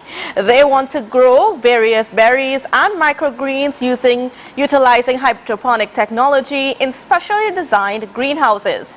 In 2021, Cove agreed to lease space to Berry Cove for their greenhouses. The company faced delays from the Town and Country for the necessary construction approvals. When construction is completed, 2 greenhouses will be growing strawberries, another will be growing several types of berries, and a 4th will be growing lettuce and microgreens. Meanwhile, Secretary of Health, Wellness and Social Protection, Dr. Faith B. Israel, supports a call for abortions to be legalized in Trinidad and Tobago. She spoke to the media at the opening ceremony for the International Planned Parenthood Federation in Trinity yesterday. Dr. B. Israel stated that many young women come to the Scarborough General Hospital with excessive bleeding problems from botched abortions. She believes there should be a safe option for women. According to the Secretary of Health, the THA is willing to support women in their call for legalized abortions if it is what the population wants. And now for some national news. Coming out of a meeting held with a cabinet subcommittee, the Scrap Iron Dealers Association of Trinidad and Tobago wants dealers to register and comply with regulations. The association president, Alan Ferguson, says this is part of the measures to cut down on theft of copper from telecommunications, cables, and other assets belonging to the government, the private sector, or citizens. Registered scrap iron dealers will be issued identifying stickers for their vehicles. They must show receipts and other proof of legitimate acquisition of metals, otherwise they will be reported to the relevant authorities. And that was in news in 90 seconds. And on a sad note, the Ethiopian Orthodox community mourns the loss of their Archmondite Abba Hali Mikhail Havel on Wednesday, 20th July 2022. Abba Mikhail has been a servant of a stalwart of the Orthodox faith for over 45 years, serving as priest, father, brother, and friend. They pray that God welcomes him with open arms to continue serving him and laying comfort in his family, and pray for comfort for his family and friends during their time of grief. All right? So, I mean, that's what we have for news this morning. I mean, we need to move on and get into our interview this morning. We have on the line Mr. Philip Edward Alexander. And of course, you would know that he's a political leader of the Progressive Empowerment Party. And a special welcome and good morning to you, sir. How are you doing? Good morning, Ms. Jackson. Thank you for having me. Good morning to our Tobagonian brothers and sisters. How am I doing? If I answer that based on your 90-second news update, it would be dismayed. I'd have to say dismayed at what is the news in 90 seconds that you just read, especially the nonsense about us growing berries in greenhouses while ignoring some of the best fruits in the world that we have available to us in Trinidad and Tobago that the entire world wants. Why do you think that growing berries is such a bad option? Because it's a ridiculous waste of land. It's a ridiculous waste of resources. It is overkill. We have the best fruits in the world in Trinidad and Tobago. A pomerac has 9 times the fiber and nutrients of a strawberry. A guava has 5 times the vitamin C of an orange. We have fruits in Trinidad and Tobago that we ignore and run down exotic fruits to pretend we are still part of somebody's colony. Because we're not getting it out of ourselves yet, that our identity is who we are and how we grow wild. And pawpaw is, we don't have enough land to grow pawpaw. A lot of people don't know that maraschino cherries and those things that they put in sweetbread and rock cake is actually flavored pawpaw, and we could grow pawpaw for global export. Pomsite, I know farmers who wish they had more land to grow pomsite because the entire crop sells at one time. But we're trying to grow other people's thing when we should be growing our thing. The reason strawberries and blackberries and raspberries and blueberries are so expensive to us is because we don't grow fruit for export. And if we were growing fruit for export, we'd be part of the network of exporters, and we'd be practically trading pomerac and guava and mango. Julie mango is the best fruit in the world. A Julie mango is the most perfect fruit in the world. I could never wait for mango season. And I'm saying that to say that there are Trinidadians and there are Caribbean people, Tobagonians and Trinidadians and Caribbean people throughout the world that would take this to others. Our soursop is now known as a cancer fighter. All of a sudden people talking soursop. I'm just saying that to me it is such a nonsense waste of land and resources and an unnecessary carbon footprint. When if you plant pomerac and guava and Julie mango, just those 3, they grow for themselves. You don't have to water them, you don't have to talk to them, they ain't gonna make news, but they will grow in bounty. A Julie mango tree feeds generations, you know. I grew up under a mango tree. Mr. Alexander, Do you think that this is an indication that we are not really serious about agriculture? I can't add anything to that statement. That is a perfect statement that you just made end to end. Trinidad and Tobago, a lot of people don't know. There was a time in global history, the price per square foot of land in the world, Tobago had the most expensive land in the world at a time because of the fertility of its soils. We should be having a conversation about why we are so foolish. We shut down a sugar industry that at one time provided sugar to the world. We can't provide sugar to the world anymore. We can't compete with corn syrup, no problem. But there is a massive global market for organics. There's a massive global market for Caribbean rums. We've cut our own throat so many times, I don't even know who to tell you to blame anymore. All right, Mr. Alexander. So we're just moving off the agriculture section. I mean, let's get into the economy a little bit. One thing. Ms. Jackson, if I can add one thing. And I can't speak for Tobago, but I can speak for Trinidad. I am aware that the government of Trinidad and Tobago has access to about 90,000 acres of land between Caroni, 70,000 acres, and Petrotrin and CL Financial. We have about 90,000 acres of land under the direct control of the government of Trinidad and Tobago. We have 30,000 registered farmers. If you made 1 acre available, not for sale, we are transferring it to you, you have use of an acre of land.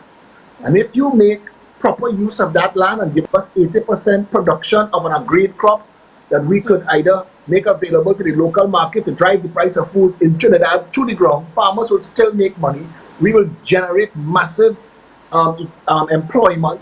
I have a friend, her name is Shaliza in Point Fortin. She grows kale. She grows the exact same kale that is selling Price Mart for $45 a bag. She sells it for $3 a bag. The kale from theirs, she generates employment and she making money.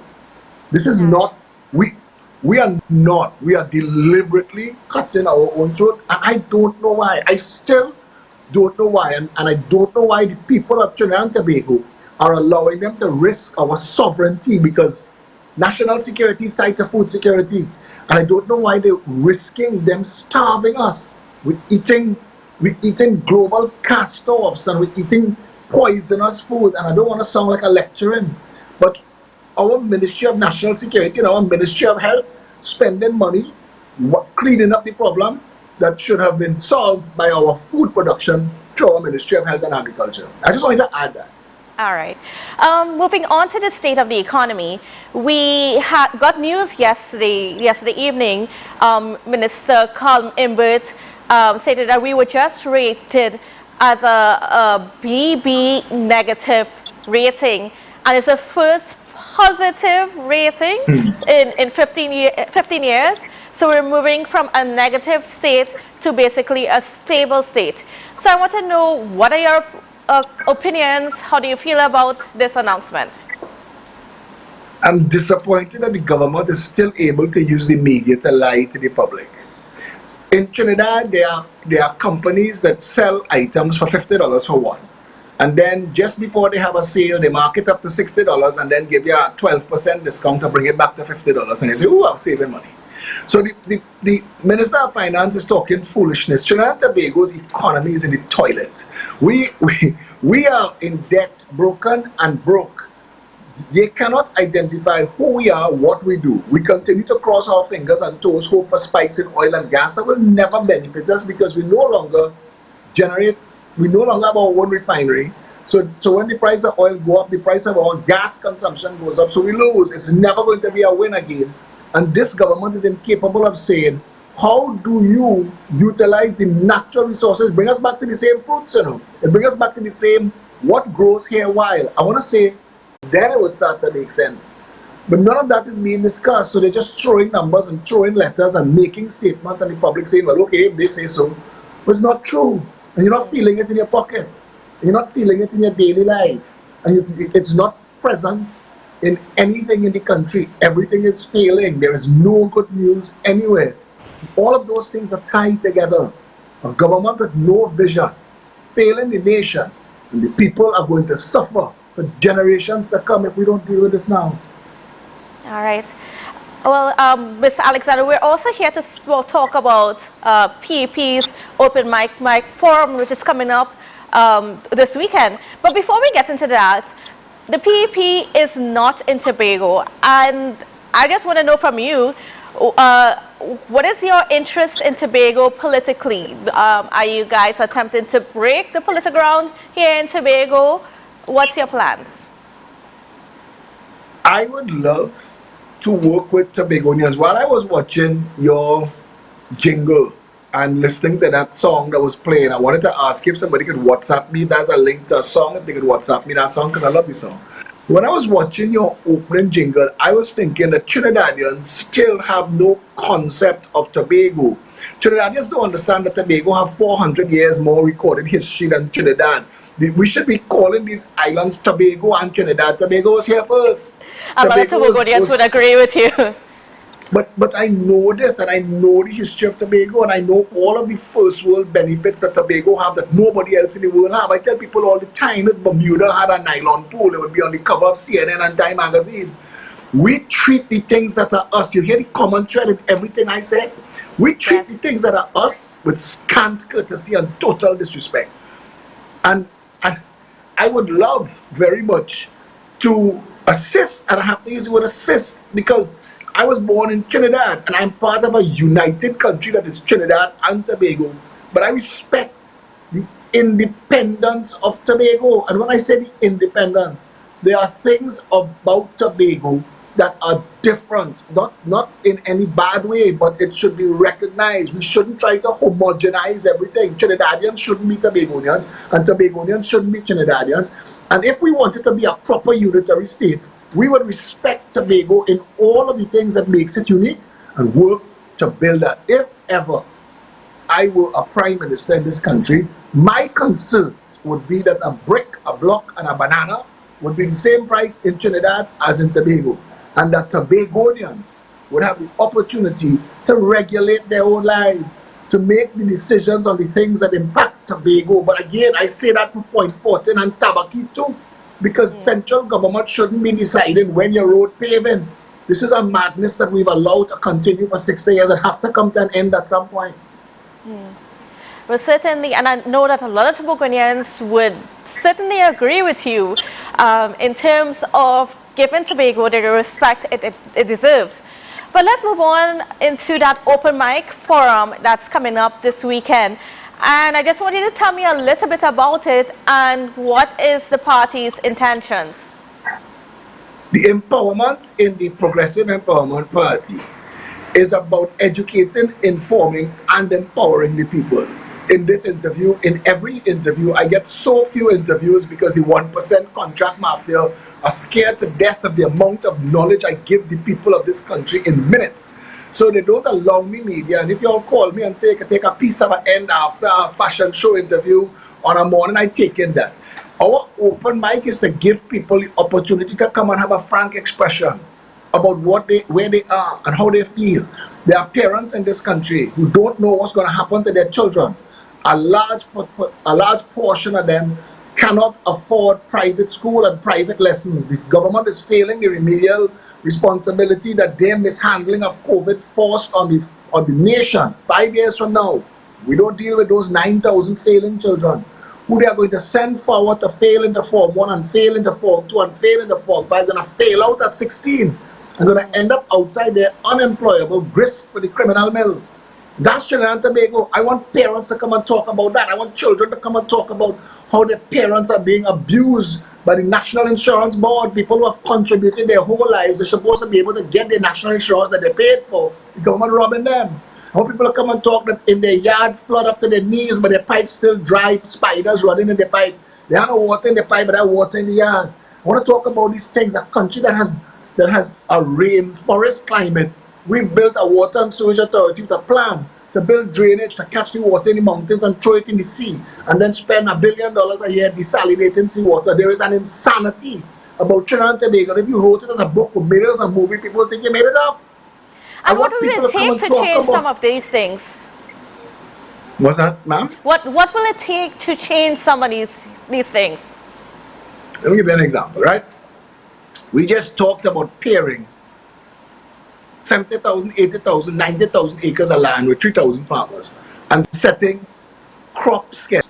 So we know through the Central Statistical Office, or we should know, the consumption patterns of Trinidad and Tobago, and we should know how much plantain, how much potato, how much sweet potato we eat. So we could focus on creating that as a market to plug the losses in foreign exchange to Irish potato and wheat, and really redirect our diet, because wheat is killing people. We have one of the highest diabetes in the developed. Young African males in Trinidad and Tobago die from heart attack due to inflammation, due to diabetes, at higher numbers than anywhere else on the planet. We don't have conversations because we have mooks, imps, and simps as cabinet ministers, and I say that not to denigrate them, but for Trinidadians to understand. If you jump in a maxi taxi to go down the road, it's being driven by a German Shepherd, you would say, but this is not correct. I shouldn't have a German Shepherd driving the maxi taxi. I shouldn't have people who don't understand the job run the streets, affecting our people's daily lives. Our economy, we spoke about that with the triple B minus rating. The government has no clue how to empower people from the ground up. Banks are doing the people what they want. You need fine service regulations that will take away all of these fees and charges that depletes people resting balance. When I was a little boy, my father took me to Canadian Imperial Bank of Commerce and tell me open a bank account. My account number was 204. And he told me that if I keep putting money in that bank account, it will get interest and it will become more money. I grew up to be a man in a country where that is a lie.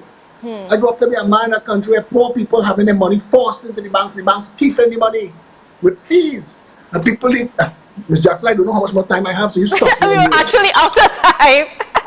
But I mean, you have a lot of information to share, and this is just probably a little indication of what is come tomorrow. This is what the open mic is for. And I want to say to you that if you put aside time to interview me to talk about these things, because at the end of the day, I want to tell you something. I just want to say this in closing. I'm not looking for a job. Politics is the misery in my life. I'm a happy man if I'm not in politics. I am secure. I'm wealthy enough to live the rest of my life without having to look for a government salary like the rest of them. The only reason I am in politics is my father brought us up into who much is given, much is expected. I have a lot of knowledge, I have a lot of ability, and I'd like to help bring us out of the doldrums that have people miserable. We have high counts of suicide, depression, mental illness in this country caused by the mismanagement of what's supposed to be paradise on earth. Come on. If you could set aside some time for me, I'll be willing to talk to you and to all of Tobago in exchange for nothing. Of course. So we're looking forward to more conversations as we go on. I want to thank you so much, Mr. Alexander, for being on with us. It was a pleasure speaking with you this morning. And viewers, Tobago Updates has you covered for the Tobago Heritage Festival. So as we're getting ready to wrap this morning, just pay attention, because you know we have a lot of activities coming up over the next few weeks, next week and a half, I should say. And I mean, we Tobago Updates, we do have you covered with most of the events that's going to be happening. So you want to stay tuned. You don't want to miss anything. And of course, tonight is the opening gala that's going to take place at the Shaw Park Multicultural Complex. It's certainly a show that you do not want to miss. So go on down, get your tickets. There's nothing like viewing that show live in person there, just experiencing all that, you know, TPAC has to put on for us. I mean, it's wonderful that after 2 years we could be back celebrating the Tobago Heritage Festival. So, you know, we have a lot happening this weekend. Of course, tomorrow morning it's Juve in Plymouth, and you know, there's a Miss Heritage Personality Festival. There's a lot to happen this weekend. So don't worry, we at Tobago Updates, like I said, we got you covered. And so, well, viewers, I just want to thank you so much for being with us this morning. And it was a wonderful show. And yes, just be safe, have a wonderful and productive day, and we will see you again on Monday. But of course, look out for us over the weekend, you know, for the heritage shows. All right, so have a wonderful time and see you again.